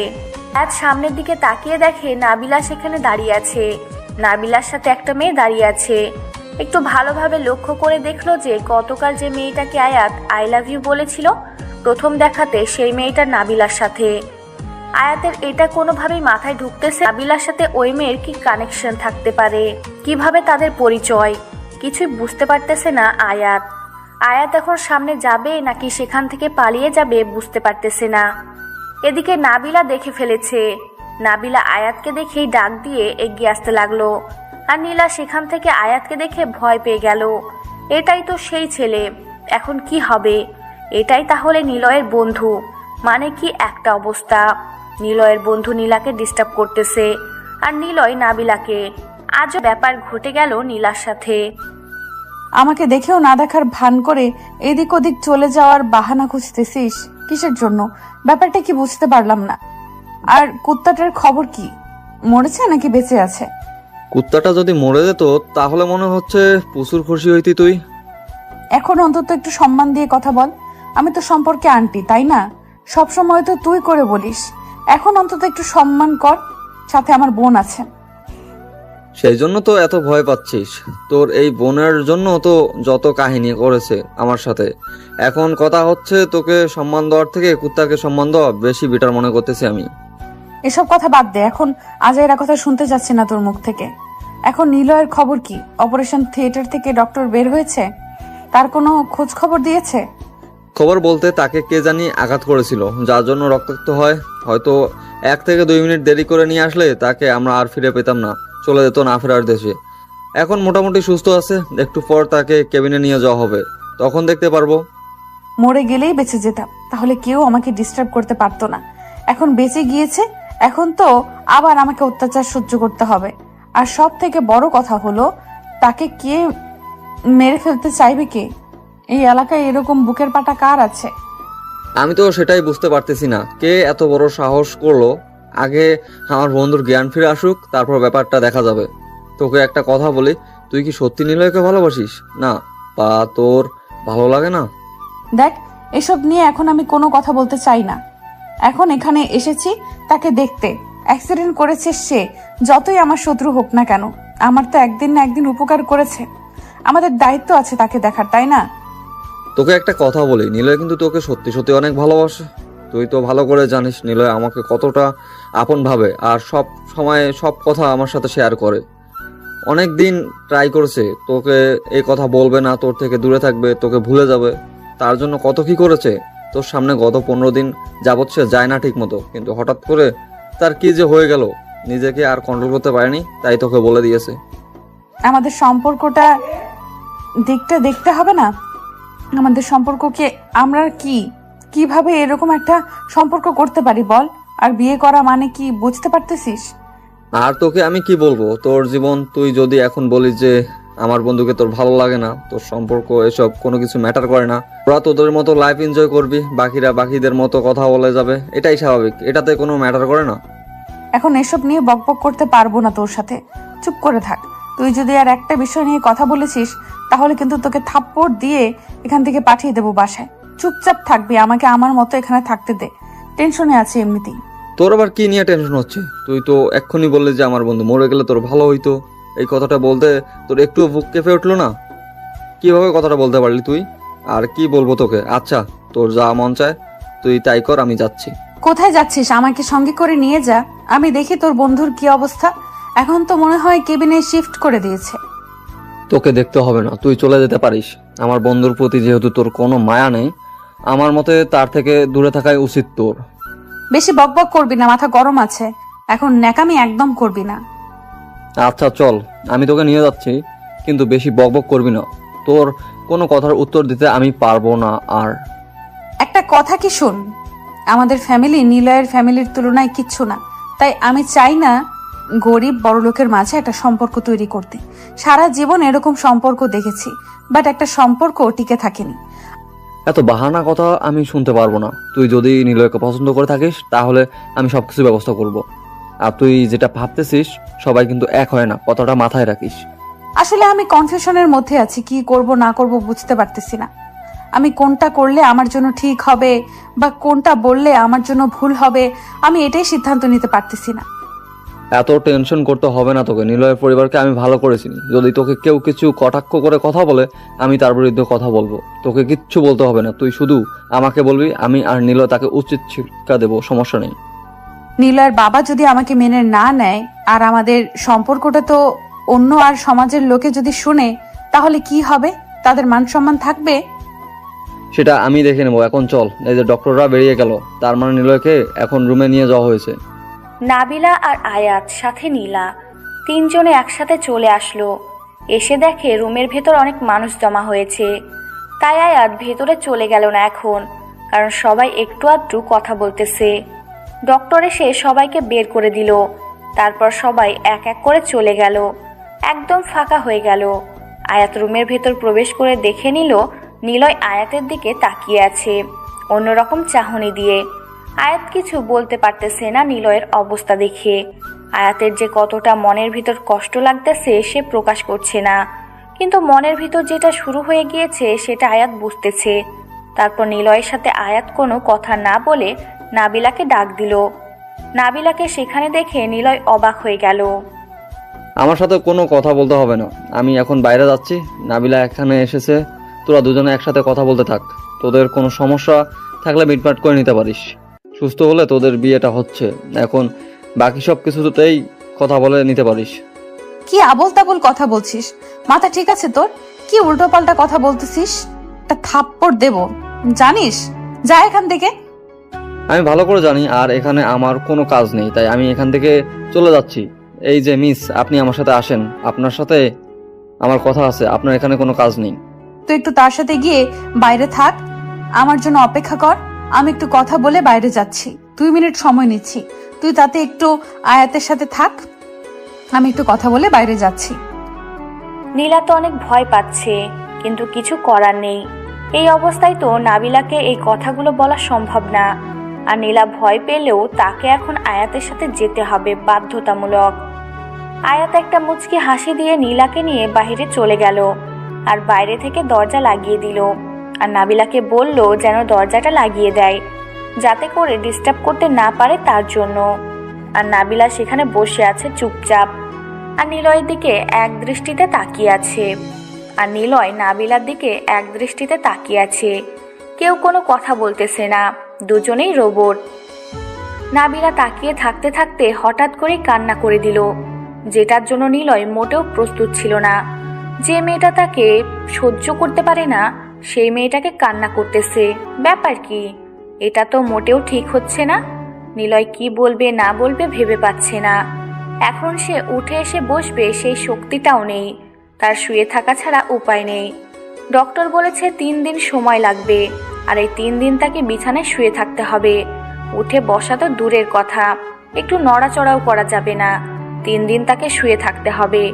তাই নিলয় নিজের ইচ্ছা থাকা সত্ত্বেও উঠে বসতে বা একটু নাবিলার কাছে যেতে পারল না। আরে আন্টি, আপনি কান্না করতেছেন যে, ব্যাপার কি? আপনার তো চোখে পানি মানায় না। তুই এভাবে কথা বলবি না আমার সাথে, কুত্তা। এভাবে বেঁচে আছিস কেন? মরে গেলেই তো পারতি, তাহলে তো আমি সব ঝামেলা থেকে মুক্তি পাইতাম। তাই নাকি? এই কথা আগে বলবেন না যে আমি মরে গেলে আপনি শান্তিতে বা খুশিতে থাকতে পারতেন, তাই না? তাহলে আমি একদম পুরো কিভাবে মরে যাওয়া যায় সেই চেষ্টাটাই না হয় করতাম। হয়েছে, আর কথা বলতে হবে না। তুই মরে গেলে আমার কেউই তো আমাকে জ্বালাতন করতে পারবে না। কেউ বউ বলে ডাকতো না। আমি কি বলবো? তোর যখন খবর শুনেছি তখন আমার ভেতরটা ভেঙে গিয়েছিল। কেন? আমি আপনার কি হয়েছে? আমি মরে গেলে, আমার কোনো কিছু হলে আপনার হৃদয় ভেঙে চুরমার হবে? আমি তো আপনার কিছুই না। আপনি তো আমাকে বলেছেন। বেশি বকবক করবি না। সব কথা মুখ দিয়ে বলতে পারবো না। বুঝে নিলে নে, না নিলে চুপচাপ এখানে শুয়ে আছিস শুয়ে থাক। বেশি কথা বলবি না, মাথা গরম আছে কিন্তু। আচ্ছা, তাহলে আমি আয়াতকে বলে দিচ্ছি বিয়ের বন্দোবস্ত করতে। যত প্রকার আয়োজন আছে সব হবে আমাদের বিয়েতে। আমি আয়াতকে বলতেছি সবকিছু সে করে দিবে। শখ দেখে বাঁচি না। উনি বিছানা ছেড়ে উঠতে পারে না, আবার বিয়ের জন্য পাগল। কি বলবো, যা ইচ্ছা তাই বলে দিচ্ছে। মাথা পুরো নষ্ট হয়ে গিয়েছে নাকি? এসব হয়েছে আপনার জন্য। আপনাকে ভালোবাসার পর থেকে না সবকিছু আমার উল্টাপাল্টা হয়ে গিয়েছে। কেন আপনি আমার সামনে এসেছিলেন বলেন তো? এই হরিণ দুটো টানা টানা চোখ, চোখের কাজল, হালকা মেকআপ, পুরো পরীর মতো কে বলেছিল আপনাকে আমার সামনে নিয়ে আসতে? এত সুন্দর করে আল্লাহ তাআলা এত সুন্দর করে সৃষ্টি করেছে যে আপনাকে দেখে আমি মুগ্ধ। আপনাকে ছাড়া আমি সারা জীবন থাকতে পারবো না, আমার পক্ষে সম্ভব না। এত সুন্দর দুষ্টু মিষ্টি চেহারা আমার থেকে বয়সে সিনিয়র, একটু ভালোবাসা পাবো, একটু শাসন পাবো, তার থেকে কি মজা। খুব মজা, তাই না? বিয়েটা আগে হতে থে, তারপর দেখ তোর কি অবস্থা করি। বলতেছি না, শাসন করবে, আদর করবে, দুষ্টু মিষ্টি খুনসুটি করবে, সব হবে। কিন্তু যখন বিয়েটা হয়ে যাবে না, তখন বুঝতে পারবি যে আমি কি জিনিস। খুব তো আমাকে বিয়ে করার ইচ্ছা, তাই না? দেখা যাবে। আমিও তো সেটাই দেখতে চাই যে কত সুন্দরভাবে আমাকে পরিপাটি করে রাখে আমার সিনিয়র আন্টি বউ। আমিও সেটাই দেখতে চাই।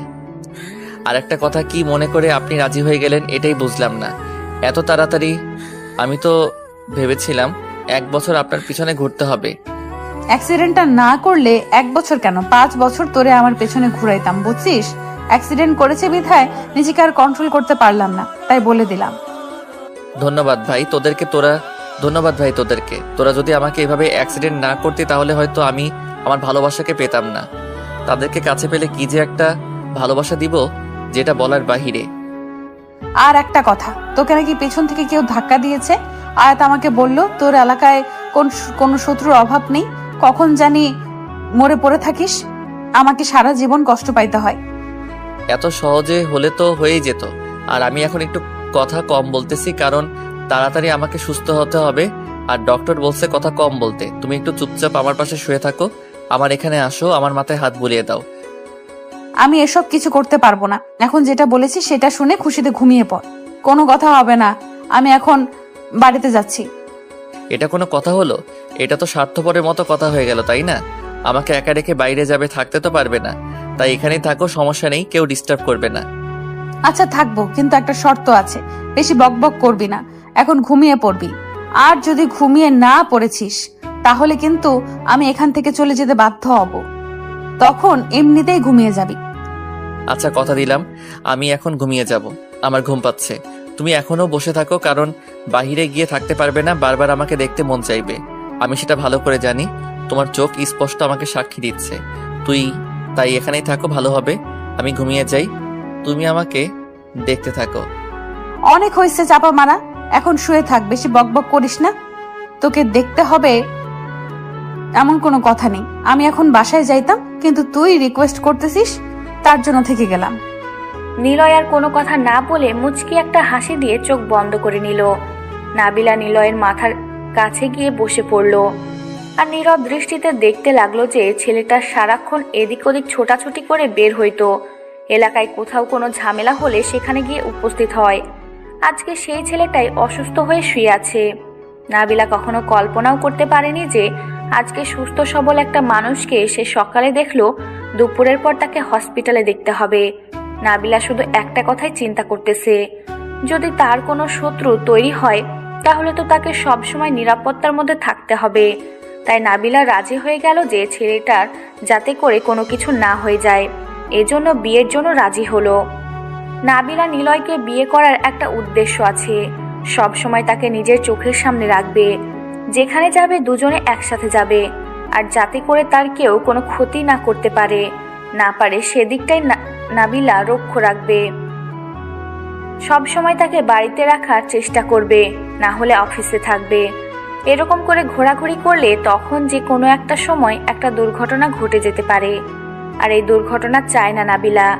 একটা দুর্ঘটনা ঘটে গেলে নাবিলা নিজেকে কখনো ক্ষমা করতে পারবে না, কারণ মনে মনে সে নিলয়কে পছন্দ করে। যেহেতু তাদের মাঝে কোনো রক্তের সম্পর্ক নেই, এমনিতেই নিলয় তাকে দেখে আন্টি বলে সম্বোধন করত। যেদিন থেকে তাদের পরিচয় তখন থেকেই আন্টি বলে সম্বোধন করে। যদি আপু বলতো বা অন্য কিছু বলতো তাহলে অন্য সম্পর্ক হইতো। আন্টি বলেছে, তাই আন্টির সম্পর্ক তৈরি হয়ে গিয়েছে তাদের মধ্যে। এটা কোনো ফ্যাক্ট না। আমার উপর কি এখনো রাগ আছে? যদি রাগ থেকে থাকে তাহলে এখন বলতে পারেন। আচ্ছা, আমি আপনাকে একটা প্রশ্ন করতে পারি, যদি আপনি আমাকে অনুমতি দেন? কারণ আপনি আমার কাছে একটা অপরিচিত মানুষ, আমি আপনাকে চিনি না, তো আপনার কাছ থেকে পারমিশন নেওয়া এটা আমার কর্তব্য। আপনি তো একটা কথা জিজ্ঞেস করবেন, সেটার জন্য আবার অনুমতি নিতে হয়? আপনি বলতে পারেন, সমস্যা নাই, যে কোনো প্রশ্ন করতে পারেন, আমি সব প্রশ্ন উত্তর দিতে রাজি। কথা হচ্ছে এটা যে আপনি আমাকে প্রথম দেখাতে কিভাবে প্রপোজ করতে পারেন? আপনি তো আমাকে চেনেন না, জানেন না, হঠাৎ করে একটা মেয়েকে দেখলেই প্রপোজ করতে হবে? এরকম কাজ কতটা মেয়ের সাথে করেছেন? কি বলতেছেন এসব? আপনি প্রথম ব্যক্তি যাকে আমি প্রথম দেখাতেই প্রপোজ করছি।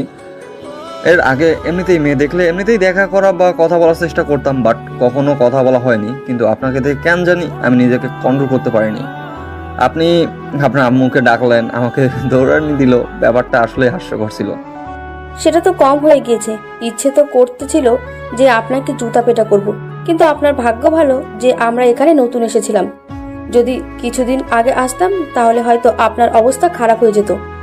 আপনার সাহসের প্রশংসা না করে পারতেছি না, আপনার সাহসের প্রশংসা করতেই হয়। সেটা তো হয়তো মোটামুটি করতে নাও পারতেন, তাহলে উল্টাপাল্টা কিছু হয়ে যেতে পারতো আপনার সাথে। এখন এই টপিক নিয়ে কথা বলতে ইচ্ছে করছে না। এখন নাবিলার নিলয় ভাইয়ার বিয়ের ব্যবস্থা করতে পারবেন কি আপনি? আমি যেটা বুঝলাম, নাবিলা নিলয় ভাইকে পছন্দ করে, কিন্তু তাদের সম্পর্কের জন্য নাবিলা খুব কনফিউশন আছে, কি করবে না করবে। সেটা নিয়ে আপনাকে টেনশন করতে হবে না, আমি বাকি সবার সাথে কথা বলে সবকিছু ঠিকঠাক করে রাখবো। নিলয় সুস্থ হলে তাদের বিয়ে দেওয়ার ব্যবস্থা করব। আর একটা কথা, আপনার কি কোনো বয়ফ্রেন্ড আছে বা কাউকে পছন্দ করেন বা কোনো বাগদত্তা আছে? না হলে আমি একটু ট্রাই করতাম আর কি। এসব করে কোনো লাভ হবে না, কারণ আমি আপনাকে পছন্দ করি না, আর আপনার মতো ভণ্ড বদমেজাজি ছেলেদের আমি মোটেও পছন্দ করি না, বুঝেছেন? আপনি ভালোবাসা দিয়ে সবকিছু ঠিক করে দিলেই তো, সেটা দায়িত্ব নিলেই তো হয়। এভাবে মাঝ রাস্তায় না করে দেওয়ার কি আছে? একটু সুযোগ দিলেই হয়তো পরিবর্তন হতেই পারি।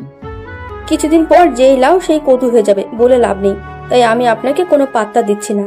এসব কথা থেকে বিরত থাকুন এবং এখন ওদেরকে নিয়ে টেনশন করেন। একটু ভেবে দেখেন কি করা যায় না যায়, এরকম মুখের উপর তো কিছুই নাই। কথাগুলো একটু ভেবে দেখেন, আমার সম্পর্ক কি হতে পারে না? আমি কি এতটাও খারাপ? আমার বিষয়ে কি আপনি জানেন? এটাই তো সব থেকে বড় সমস্যা, আমি আপনার বিষয়ে কিছু জানি না, বুঝেছেন? এখন এসব নিয়ে কথা বলা বন্ধ করেন, মাথা ব্যথা করতেছে। আমি তো অনেক বকবক করছি আপুর সাথে তখন থেকে। আপনার যেটা ইচ্ছা সেটাই করেন, তাহলে আমি নিজেকে চুপ করে রাখতেছি। কারণ একজন মানুষকে যত বেশি প্রাধান্য দেওয়া হয় তখন সেই মানুষটাকে অপর মানুষটা তুচ্ছ মনে করে, এটাই বাস্তবতা। আচ্ছা শোনেন, একটা কথা বলি, আপনি আমার জন্য কি করতে পারবেন? মানে আপনার ক্ষমতার ভেতরে কি এমন আছে যেটা আপনি আমার জন্য করতে পারবেন, বলেন। শুধু একবার বলে দেখেন, যদি আমার সাধ্যের মধ্যে হয় তাহলে আমি বলে দেবো যে আমি পারবো। সাধ্যের বাইরে হলে বলবো যে ঠিক আছে, আপনি আপনার মতো থাকেন, আমি আমার মতোই থাকি। কারণ একজনের ইচ্ছার বিরুদ্ধে কোনো কিছু করা উচিত না। আমাদের মাঝে এখন একটা বন্ধুত্ব করতে চাচ্ছি, একে অন্যের বিষয়ে জানি শুনি, তারপর ভেবে দেখব, যদি ভালো লাগে তাহলে পরিবারকে জানিয়ে বিয়ে করব। কোনো প্রেম ভালোবাসা করতে চাই না বিয়ের আগে। আচ্ছা, আপনি যেটা বলবেন সেটাই হবে। এখন তাহলে বন্ধুত্বটাই করি, আপনি যেটা বলতেছেন সেটাই তাহলে চালিয়ে যাব। এসব বিষয়ে কথা বলে মন খারাপ করতে চাই না তাহলে। আয়াত আর নীলা দুজনেই চুপচাপ সেখানে বসে রইল। হঠাৎ করে নিলয়ের বাবা আসাদ চৌধুরী সেখানে আসলো আর আয়াতকে ডেকে নিল তার কাছে। তারপর তারা দুজন কি জানি গোপন আলাপ করলো। তারপর আয়াত এই সুযোগটা কাজে লাগানোর জন্য আয়াত আসাদ চৌধুরীকে নিলয় আর নাবিলা বিষয়টা বলে দিল। আসাদ চৌধুরী প্রথমে বিষয়টা মেনে নিতে চাইল না, যে এটা কখনো সম্ভব না। আমরা আমাদের সোসাইটি মেনটেন করব। তারপর আয়াত যখন বিষয়টা বুঝিয়ে বলল, তখন আসাদ চৌধুরী বলল, আচ্ছা ঠিক আছে, তার ছেলের খুশিতে তিনি খুশি থাকবে সারা জীবন। আয়াত যখন আসাদ চৌধুরীকে বিষয়টা বোঝাতে পেরেছে, নিজের মাঝে একটা প্রাউড ফিল চলে এসেছে। সব কিছু তো ম্যানেজ হয়ে গেল। আসাদ চৌধুরী মেনে নিয়েছে, তো এখানে আর কারো কথা বলার কলিজা হবে না। আয়াত সব কিছু ম্যানেজ করলো। এভাবেই 5 দিন কেটে গেল। আজকে নিলয়কে বাসায় নিয়ে আসা হলো, আর এদিকে সব কিছু ঠিকঠাক করে রাখা হয়েছিল। দুই পরিবারের সাথে কথা বলে পাকা হয়ে গিয়েছে কিভাবে বিয়ে হবে না হবে সব কিছু। এদিকে ম্যানেজ করে নিয়েছে আয়াত। নিলয় আর নাবিলাকে সারপ্রাইজ দেওয়ার জন্য কাউকে কোনো কিছু বলে নাই, তারা তাদের মতো কাজ করে গিয়েছে। আর নিলয় নাবিলাকে একটু বুঝতে দেয়নি কেউ। নিলয় যখন বাসায় আসলো, তার অনেক ভালো লাগতেছে। কোন হসপিটালে জীবন যে কতটা কষ্টদায়ক সেটা নিলয় খুব ভালোভাবে বুঝতে পেরেছে। যখন আপনি অসুস্থ হবেন, তখন সুস্থতার মর্মতা বুঝতে পারবেন ঠিক কতটা কষ্টদায়ক, অসুস্থ হলে সুস্থতা কতটা প্রয়োজন। শালা কুত্তা, তোর মতো নাট্যাঙ্কিবাজ বন্ধুর যেন কারো জীবনে না হয়। তোর কি হয়েছিল রে? তুই আমাকে বলবি না যে তোর সমস্যা? আমি কি জানতাম যে তারা ওখানে চলে আসবে? হঠাৎ করে আমি দেখেছি, তোকে বললাম যে সবকিছু ম্যানেজ করতে হবে। তখন ওই যে যাদের সাথে আমাদের লেগেছিল তাদের একজনকে আমি দেখেছি, এজন্য বললাম যে সবকিছু ম্যানেজ করে নিব। বাট তার আগেই তারা আমাকে রাস্তা দেখিয়ে নিয়েছে, আর গাড়ি চাপা দিয়ে আমাকে এক সাইডে ফেলে দিয়ে কিছুক্ষণ মারধর করে তারপর আমি রিভলভার দিয়ে গুলি করে দিয়েছি। 2টা পালিয়ে গেছে তাদের নিয়ে। তুই আমাকে সে কথাটা বলবি না, তাহলে আমি আরো দ্রুত যাইতাম। একটাকেও বেঁচে ফিরে যেতে দিতাম না, তাহলে সব ঝামেলা শেষ হয়ে যেত। আজকে রাতে সবাইকে ডাক, মিশন শেষ করে আসি। তোকে এই কথাটাই বলতে চেয়েছিলাম যে শত্রুদের বাঁচিয়ে রাখলে আমরা কখনো ঠিক থাকতে পারবো না, যে কোনো সময় আমাদের উপর আক্রমণ করতে পারে। তাই আমি সবকিছুই আগে থেকে ম্যানেজ করেছি। সবাইকে বলে রেখেছি। আজকে বাসায় আসার পর ফোন দিয়ে গ্রুপে SMS দিয়েছিলাম। এখন তো সবাই ব্যস্ত হয়ে পড়েছে, এখন তো সবাই কাজে চলে গিয়েছে, সবাই স্বাভাবিক জীবনযাপন করতেছে। বাট হঠাৎ করে কি সবাই একত্রিত হবে? কি বলিস? আমি শুধু একবার বলেছি আমার উপর আক্রমণ হয়ে গিয়েছে, সবাই SMS দেওয়া শুরু করে দিয়েছে। সবাইকে বললাম আজকে রাতে মিশন আছে, সবাই রেডি থাকতে। সবাই বলেছে তাদের নাকি এখন আরো কয়েকজন করে ছেলে পেলে হয়েছে। তার মানে গ্যাং কত বড় হয়েছে বুঝতে পেরেছিস? সবগুলোকে আজকে নির্মূল করে দিয়ে আসবো। সাবধানে সব কাজ করতে হবে, বুঝছিস? কারণ আমি কোনো রিস্ক নিতে চাই না। এখানে কারো কোনো ক্ষতি হলে তার পরিবারের দায়ভার আমাদের উপর চলে আসবে। আমি আমাদের কোনো ছেলের ক্ষতি চাই না, শুধু এটা আগেও এখনো। তোরা দুজন এখানে কি গল্প করতেছিস? বাইরের সবাই তোদের কথা জিজ্ঞেস করতেছিল, আর তোরা দুজন এখানে বসে কি করিস? আমরা আমাদের এখানে কথা বলছি, তুই এখানে কি করিস সেটাই তো বুঝতে পারতেছি না। তোর তো এখানে থাকা কথা না, তুই না বাসায় চলে গেলি? বাসায় গিয়েছিলাম, আবার এখানে আসলাম কেন? আমার এখানে আসা নিষেধ নাকি? তুই এখন রুমের বাইরে যা, আমার কিছু কথা আছে নিলয়ের সাথে। এখনো বিয়েই হলো না তোদের, তার আগে আমাকে এখান থেকে তাড়িয়ে দিচ্ছিস? বিয়ে হলে মনে হয় না আমাকে এই রুমে আসা যাবে। আমি হয়তো নিঃস্ব হয়ে যাব। কতটা বলে আয়াত সেখান থেকে চলে গেল। নিলয় পিছন থেকে ডাক দিল। আয়াত বলতেছে, আমি একটুও মন খারাপ করিনি, শুধু মজা করেছি। আর নিলয় বলল, আচ্ছা একটু পর তোকে আমি ডাকবো, কি কথা আছে আগে শুনি, তারপর তোকে ডাকতেছি। আয়াত বলল, ঠিক আছে, আমি আন্টির কাছে যাই, তার সাথে আমার কিছু কথা আছে, তো আমি আবার কাজগুলো শেষ করি, তোরা দুজন আড্ডা দে। এই কথা বলে আয়াত চলে গেল। বাহির থেকে দরজা লাগিয়ে দিল। নাবিলা নিলয়ের কাছে বসে পড়ল। নিলয়ের একটু লজ্জা লাগতেছে, কেন জানি বুঝতে পারতেছে না। হঠাৎ এইভাবে দুজন মানুষ কেউ নেই, নাবিলা চুপচাপ আছে। সেটা দেখে নিলয় ভাবলো যে কি কথা আছে, আর এখন চুপচাপ করে আছে, বিষয়টা বুঝতে পারলো না নিলয়। কি হলো? এখন চুপ করে আছো কিসের জন্য? বলো তোমার কি কথা আছে, আমি তোমার সব কথাই শুনতে চাই, সমস্যা নেই। কথা হচ্ছে যে আমাকে তুমি বিয়ে করবে আর আমি তোমাকে বিয়ে করব, কিন্তু কিছু শর্ত তোমাকে মেনে চলতে হবে। শর্তগুলো তুমি যদি না মেনে চলো, তাহলে আমি তোমাকে বিয়ে করতে পারবো না। আচ্ছা যেহেতু ভালোবেসেছি তার মানে তোমার দেওয়া নিয়মগুলো মানতে আমার কষ্ট হবে না, সবকিছু মেনে নিতে পারবো। ভালোবাসার জন্য সবকিছু স্যাক্রিফাইস করা যায়, সমস্যা নেই। স্যাক্রিফাইস করতে হবে কিনা জানি না, কিন্তু কয়েকটা নিয়ম দেব যেটা তোমাকে মেনে চলতে হবে। তার জন্য তুমি যদি স্যাক্রিফাইস করতে চাও করতে পারো, সমস্যা নেই, বাট আমার নিয়মগুলো তোমাকে মেনে চলতে হবে, না হলে আমি তোমার জীবনে থাকতে পারবো না। আচ্ছা বলো, কি এমন কথা যেটা আমাকে মেনে চলতে হলে অনেক কষ্ট করতে হবে? আমি মেনে চলবো, কোনো সমস্যা হবে না, আমি মেনে চলতে পারবো। এখন তুমি বলো আমাকে কি কি করতে হবে। তেমন কিছু না, জাস্ট আমাকে না বলে বাহিরে যাওয়া যাবে না, আর অতিরিক্ত বাহিরে আড্ডা দেওয়া যাবে না। আর যেখানে যাবে এখন থেকে আমি তোমার সঙ্গে যাব, কারণ আমি তো অন্য কেউ না, তোমার জীবনের একটা অংশ, তাই না? আর আমাকে সঙ্গে করে নিয়ে যাওয়া যাবে। আর এখন থেকে নিয়মিত অফিসে যেতে হবে, কারণ বিয়ের পর তো কিছুদিন পর বাচ্চা হবে, 2-3 বছর পর সংসার চালানোর জন্য কিছু টাকা পয়সা দরকার। তার মানে তোমাকে এখন থেকে অফিসে যেতে হবে, নিয়মিত সব কাজ ঠিকঠাক মতো করতে হবে। আর অতিরিক্ত বন্ধু বান্ধবের সাথে আড্ডা দেওয়া যাবে না, কারণ তখন তোমার মাথায় অন্য কিছু চলে আসবে। আর আমি চাই না তোমার কোনো ক্ষতি হয়ে যাক, তাহলে আমি পৃথিবীতে বেঁচে থাকতে পারবো না। আচ্ছা, আমি তোমার সব কথাই মেনে নিলাম, তোমার সব কথাই মাথায় থাকবে। তুমি যেটা বলেছো আমি সবকিছু মেনে চলবো, বাট আমার কিছু সময় লাগবে। সময় ছাড়া তো এগুলো একেবারে চেঞ্জ করা যায় না। আচ্ছা, তোমার যত সময় লাগে নিতে পারো, বাট 10 দিনের বেশি আমি তোমাকে সময় দিতে পারবো না। একটা মানুষের অভ্যাস পরিবর্তন করতে 10 দিনই যথেষ্ট। আচ্ছা, আমি এই 10 দিনের ভিতরে সবকিছু ঠিকঠাক করে আমি তোমার বাধ্যবাধকতা হয়ে থাকবো। তুমি যেটা বলবে সেটাই হবে, কিন্তু আমাকে ছেড়ে যাওয়ার চিন্তা করিও না, তাহলে আমি শেষ। আচ্ছা, তাহলে এখন আমি যাচ্ছি, পরে এসে তোমার সাথে কথা হবে। এখন আমাকে একটু বাসায় যেতে হবে, আম্মু বাসায় একা।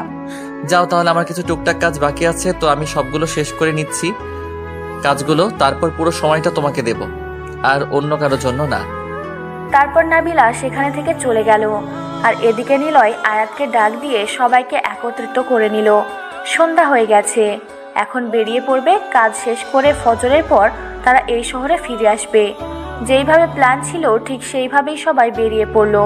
চারিদিক থেকে শত্রুদের ঘিরে ধরেছে নিলয় আয়াতের যত ফ্রেন্ড আছে, যত লোক আছে সবাই। আয়াত চাচ্ছিল না এইটার বেশি দূর যাক, তাই সে একদম পুরো শত্রুদলকে নির্মূল করার জন্য সবকিছু প্ল্যান করে গিয়েছিল। বোম দিয়ে সবাইকে একদম নির্মূল করে দিয়েছে তারা। সবাই একটা জঙ্গলে আস্তানা করেছিল, সেই জঙ্গল পুরো আগুন ধরিয়ে দিয়েছে। একটা শত্রু সেখান থেকে বেঁচে ফিরতে পারেনি, কারণ যেদিকে একটা শত্রু পালিয়ে গিয়েছে সেদিকেই আয়াত আর নিলয়ের লোক দাঁড়িয়েছিল আর মেরে ফেলেছে সবাইকে। সব শত্রু নির্মূল, সবাই শেষ। এখন তারা শত্রুমুক্ত, সবাই যে যার মতো আবারও তার গন্তব্যে ফিরে আসলো। কেউ জানে না যে তারা রাতে এত বড় একটা মিশন করেছে। পরের দিন নিউজ পত্রিকা অনেক নিউজ হয়ে গেল যে জঙ্গলে আগুন লেগেছিল হঠাৎ করে একটা বিস্ফোরণের কারণে। কেউ জানে না যে এটা আয়াত আর নিলয়ের কর্মকাণ্ড ছিল। সবাই সবার মতো দেখতেছে নিউজটা আর এড়িয়ে যাচ্ছে। কেউ নিউজটাকে গুরুত্ব সহকারে নিচ্ছে না। যারা নিচ্ছে তারা নিশ্চয়ই যারা এই কাজগুলো করেছে তারা কেউ গুরুত্ব সহকারে নিচ্ছে না। এভাবেই শেষ হয়ে গেল আয়াত আর নিলয়ের আন্ডারওয়ার্ল্ডের জীবন। সব কিছু ত্যাগ করে তারা এখন একদম স্বাভাবিক।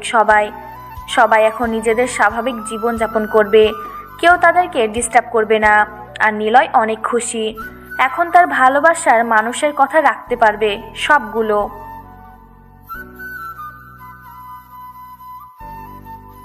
আজকে নিলয় আর নাবিলার বিয়ের সব আয়োজন ধুমধাম করে শুরু করে দিয়েছে। নাবিলার বাড়িতে নাবিলার কাজিনরা এসে ভরপুর, বিয়ের আনন্দ শুরু করে দিয়েছে। আর এদিকে আয়াত তো পুরো বাড়ি একাই মনে হচ্ছে মাতিয়ে রেখেছে। আরও নিলয় আর আয়াতের কাজিনরা তো আছেই। আজকে সবাই মিলে পুরো বাড়িটাকে সেইভাবে মুখরিত করে রেখেছে। সব কাজ সম্পূর্ণ করে বরযাত্রী নিয়ে বেরিয়ে পড়ল আয়াত। আর এদিকে নীলা এবং নাবিলার কাজিন সবাই একত্রিত হয়ে গেটে দাঁড়িয়ে আছে বরযাত্রীকে আটকানোর জন্য। নীলা আয়াতকে ফোন করলো যে তারা এখনো কোথায় আছে আর কতক্ষণ লাগবে, কারণ হচ্ছে তারা মরিচের গুঁড়া শরবত বানানো শুরু করে দিয়েছে অলরেডি। মরিচ দিয়ে মিষ্টি বানিয়েছে আর লবণ দিয়ে। বিয়ে তো করতেই যাচ্ছিস, তোর ফিলিংস কেমন? একটু পর তো তুই আমাকে ভুলে যাবি। বন্ধুকে তোর রুমে যাওয়া যাবে না যখন তখন। এখন তো কি বলবো, আমি এত পরিমাণ কষ্টে আছি। কি আর করব বল, বিয়ে তো করতেই হবে। আর যেখানে ভালোবাসার মানুষকে বিয়ে করতেছি সেখানে তো তুই আসবি, কিন্তু একটু দেখে শুনে আসবি, প্রথম প্রথম বিয়ে করতেছি। সেটা তো বুঝতে পারলাম, প্রথম বিয়ে করতেছিস, কিন্তু তুই তো বিয়ে করে নিলি, আমাকে যে কি হবে আমি তো বুঝতে পারতেছি না। কোনো মেয়েকে পড়াতে পারলাম না। তোর যাই হোক, একটা অ্যাক্সিডেন্ট হয়েছে, সেই অ্যাক্সিডেন্ট দেখতে এসে আন্টি তোর বউ হয়ে গেল। আহা, সবকিছু কপালে থাকা লাগে, বুঝিস নাই? তোর সেই কপালটা হয়নি। আর তুই তো এমন একটা ছেলে যে কোনো একটা যদি মেয়েকে দেখিস তাহলে কোনো কথাবার্তা বলা ছাড়াই প্রপোজ করিস। তোকে ঝাড়ুপেটা করবে না তো কি করবে?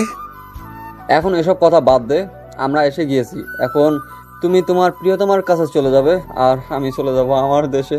এখন কথা হচ্ছে, গেটে যতই কথা হোক না কেন, তুই এখানে কিন্তু কোনো কথা বলবি না।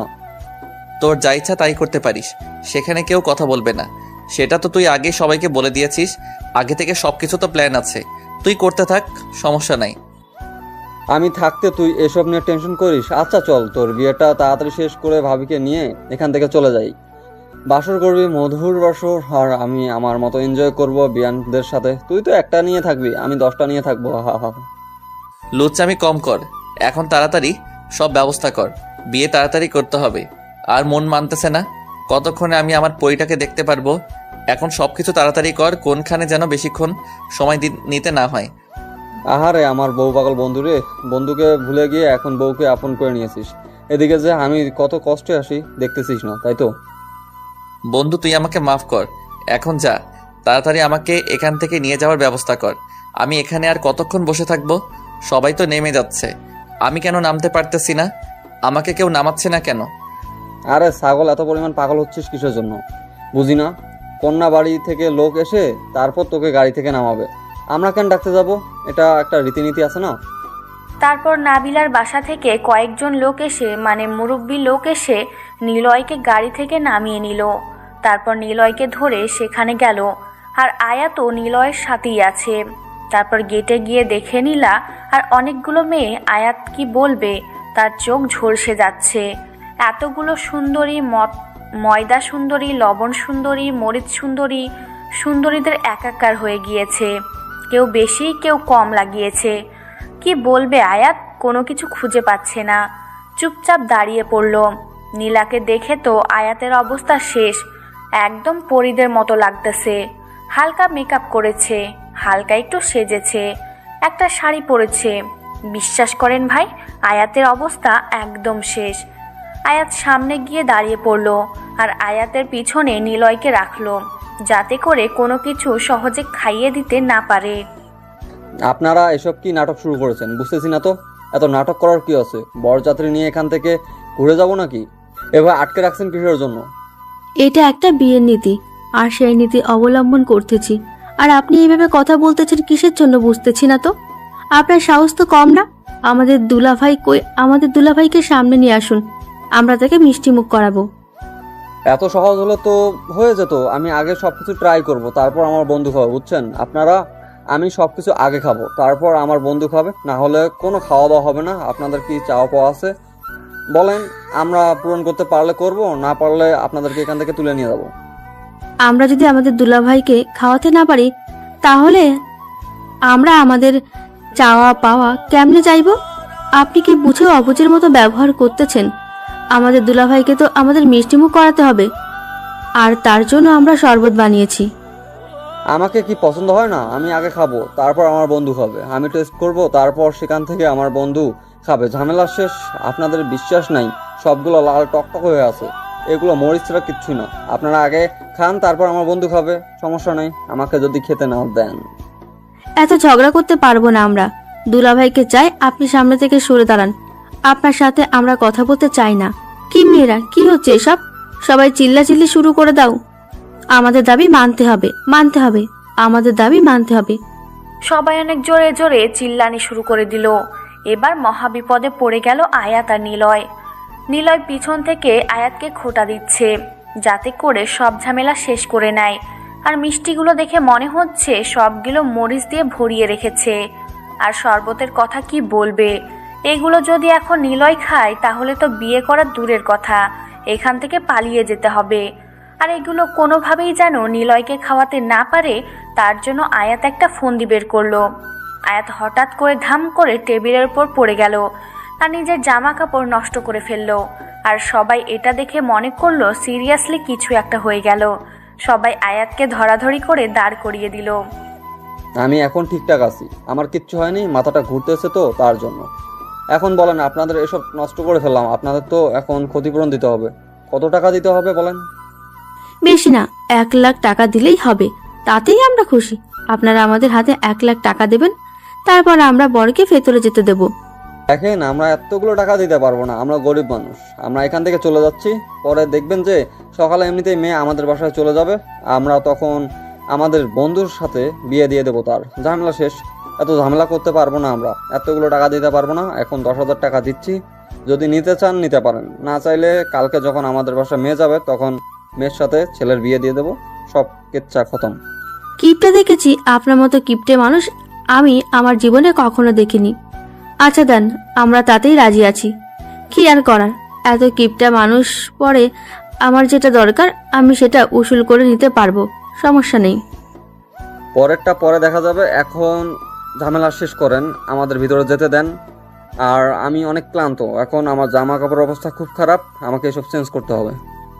আপনার মতো অভিনয় বাস ছেলে আমি জীবনে সত্যি দেখি নাই। আপনি ইচ্ছাকৃতভাবে আমাদের সব খাবার নষ্ট করে দিয়েছেন, আমি সেটা ভালো করেই জানি।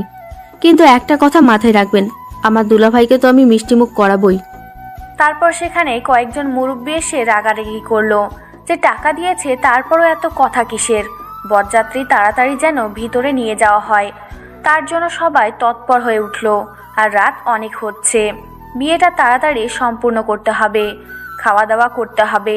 বরযাত্রী কন্যাকে নিয়ে চলে যাবে, অনেক কাজ বাকি আছে।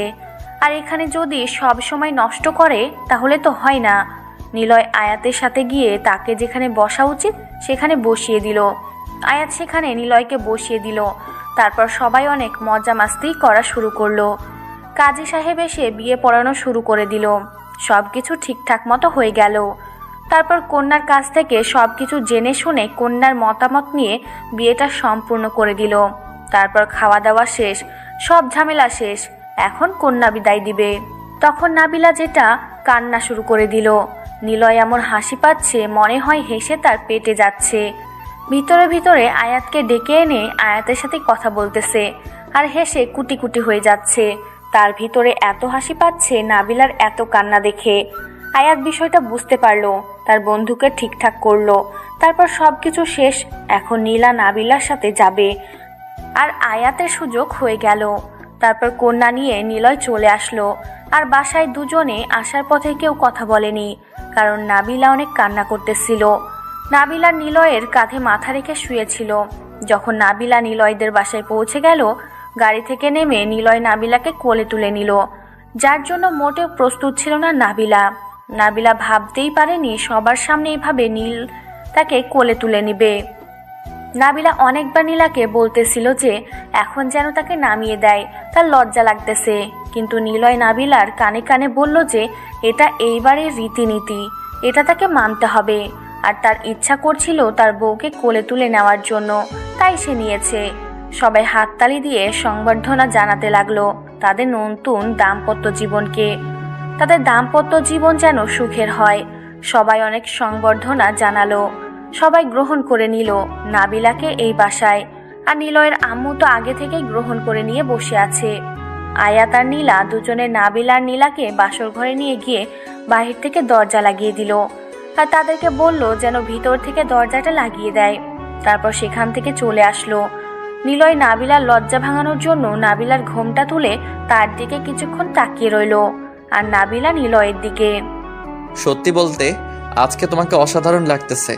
এতদিন তোমার এই রূপ তো লুকায়িত ছিল, কিন্তু আজকে সেটা প্রকাশ পেয়েছে। সত্যি বলতেছি, এত সুন্দর লাগতেছে, ইচ্ছে করতেছে তোমাকে খেয়ে ফেলি। দেরি করতেছি কিসের জন্য? খেয়ে ফেলো, সমস্যা নাই, আমি তো বাধা করতেছি না, আমাকে খেয়ে ফেলো। কিন্তু একটা কথা বুঝলাম না, সেটা হচ্ছে তুমি এত কান্না করলে কিসের জন্য? আমি তো এটাই বুঝলাম না। আমি তো তখন জানো কি পরিমাণ হেসেছি। আয়াতকে জিজ্ঞাসা করে দেখিও, বিশ্বাস করো এটার জন্য প্রস্তুত ছিলাম না যে তুমি এভাবে কান্না করবে। তুমি যদি একটা মেয়ে মানুষ হতেই তাহলে বুঝতে পারতে যে আমি কেন কান্না করতেছি। তাদের সাথে আমার সম্পর্ক জন্ম থেকে, আর তাদেরকে ছেড়ে আসতে কান্না হবে না, কষ্ট হবে না? সেটা অবশ্য ঠিক বলেছ, আচ্ছা এখন কি করবে? এই অবস্থায় থাকবে নাকি তোমার যদি খারাপ লাগে তাহলে কিন্তু গোসল করে ফ্রেশ হয়ে নিতে পারো, তারপর না হয় রোমান্স শুরু করব। আজকের পরে থাকবো। আজকে এইভাবেই সব কিছু হবে, কারণ নিজের একটা ইচ্ছা থাকা উচিত। সব ইচ্ছা তো পূরণ করার একটা মন মানসিকতা থাকা উচিত। আমারও কিছু ইচ্ছা আছে, আমি সেগুলো পূরণ করব আজকে। তোমাকে বাধা করেছে কে? শুরু করে দাও, আমি তো তোমার জন্য প্রস্তুত। দেখো, এখন আমরা নামাজ পড়বো দুজনে, তারপর আল্লাহর কাছে আমাদের নতুন দাম্পত্য জীবনের জন্য দোয়া করব। আমরা যেন সারা জীবন সুখে শান্তিতে থাকতে পারি। হাসি কান্না দুঃখ কষ্টের সব সময় যেন একে অন্যের পাশে থাকতে পারি। আমরা আল্লাহর কাছে চাইবো। নিলয় আর নাবিলাকে কিছু বলল না। নাবিলার ইচ্ছাটা হাসি মুখে মেনে নিল। তারপর দুজনে অজু করে এসে নামাজ পড়ে দুজনে আল্লাহর কাছে তাদের মনের ইচ্ছাগুলো পূরণ করার জন্য দোয়া করলো। আল্লাহ তাআলা যেন তাদের সব মনের ইচ্ছাগুলো পূরণ করে দেয়, তাদের দাম্পত্য জীবন যেন সুখের হয়। আজকে থেকে একটা হালাল পবিত্র সম্পর্ক আবদ্ধ হলো। তাদের সম্পর্কটা যেন সারা জীবন হয় একে অন্যের দেহে যতদিন প্রাণ আছে, তারা যেন ততদিন একে অন্যের সাথে থাকতে পারে। নামাজ শেষ করে নিলয় নাবিলাকে কোলে তুলে নিয়ে বিছানার উপর শুয়ে দিল। তারপর নাবিলার উপর নিলয় শুয়ে পড়ল। নাবিলার লজ্জা লাগতেছিল, তাই সে চোখ বন্ধ করে নিলয়ের স্পর্শ অনুভব করতে লাগলো। নিলয় তার বউকে নিজের ইচ্ছা মতো আদর করতে লাগলো, তাদের ভালোবাসার বহিঃপ্রকাশ করতে লাগলো। নিলয় নাবিলার ঠোঁটে ঠোঁট লাগিয়ে কিস করতেছে, একজন অন্যজনকে ভালো মতো ফিল করতেছে। তাদের ভালোবাসার যেন গভীর হয়ে উঠল, যে ভালোবাসার শেষ সীমানা বলতে কিছু নেই। তারা একে অন্যকে এতটা কাছে নিয়েছে যেটা বলার বাহিরে। তারা তাদের মাঝে কোনো দেওয়াল বা কোনো কাপড়ের বাধা বিপত্তি নেই। তারা এখন একে অন্যকে ভালোবাসতে ব্যস্ত। হঠাৎ করে নাবিলা নিলয়কে ধাক্কা দিয়ে নিচে নামিয়ে দিল। নাবিলা নিলয়ের উপর উঠে নিলয়কে আদর করতে লাগলো, ঠোঁটে ঠোঁট লাগিয়ে। তারপর একে অন্যকে আবার আদর করা শুরু করে দিল, যেটা এখন বলা যাবে না। এটা একটা লজ্জার বিষয়। আপনারা বিয়ে করেন, তারপর না হয় শুনে নিয়েন, বা আপনারা যখন করবেন তখন ঝামেলা শেষ। আমি চাই সারা জীবন আমাদের ভালোবাসাটা আজকে যেমন থাকলো, প্রতিটা রাত প্রতিটা দিন আমাদের ভালোবাসাটা এইভাবেই যেন থাকে। প্রতিটা সময় আমাদের ভালোবাসা যেন বৃদ্ধি পায়, কমে যেন না যায়। আমাদের যত ভুল থাকবে, যত রাগ অভিমান থাকবে, সেটা বহিঃপ্রকাশ হবে, কিন্তু কখনো একে অন্যকে ছেড়ে যাওয়ার কথা যেন কল্পনা করতে না পারি আমরা দুজন। ইনশাল্লাহ আমি আমার দিক থেকে ট্রাই করব। আমি সারা জীবন তোমার আসক্তি হয়ে থাকতে চাই, আর তোমাতে আসক্ত হয়ে আমি সারা জীবন পার করতে চাই। ভালোবাসি, অনেক ভালোবাসি। যে ভালোবাসা প্রকাশ করতে হয় হয়তো সময় লাগবে, এতটা ভালোবাসি যে ভালোবাসা সারা জীবন ফুরিয়ে যাবে না। আমিও ভালোবাসি আমার কিউট জুনিয়র ছোট্ট ভাতিজা নামক সেই হাজবেন্ডকে। ভালোবাসি, এখন তাকে এতটা ভালোবাসি যে নিজের দেহের একটা অংশ মনে করি। আমিও আমার আন্টিকে, মানে আন্টিকে বলতে অচেনা আন্টি, কারণ আপনাকে তো আমি চিনতাম না আগে। হঠাৎ করে আপনাকে দেখে আন্টি বলে সম্বোধন করেছি। আপু ডাকলে তো কি বলবেন যে পটানোর চেষ্টা করেছি, তাই আন্টি বলে সম্বোধন করেছি। আর প্রথম দেখাতেই ক্রাশ খেয়েছি, পরে নিজেকে কন্ট্রোল করতে পারিনি। এখানে কি তোমার ভালোবাসা শেষ? আমার তো ইচ্ছা করতেছে আরেকবার তোমার সাথে মিলিত হবার, কারণ ভালোবাসার পিপাসা মেটাতে হবে। চলো আবার ভালোবাসার গভীর সমুদ্রে লাফিয়ে পড়ি। আর ভালোবাসার পিপাসা আমি কখনো মেটাতে চাই না, এই পেপারটা যেন সারা জীবন থাকে। আপনারা এখানে কি করতেছেন? আপনাদের শরম করতেছে না আমাদের স্বামী স্ত্রীর পার্সোনাল কথা শুনতে? আপনারা এখান থেকে চলে যান, আমার তো লজ্জা লাগতেছে। আমরা আমাদের ভালোবাসার প্রকাশ ঘটাবো, আপনারা চলে যেতে পারেন।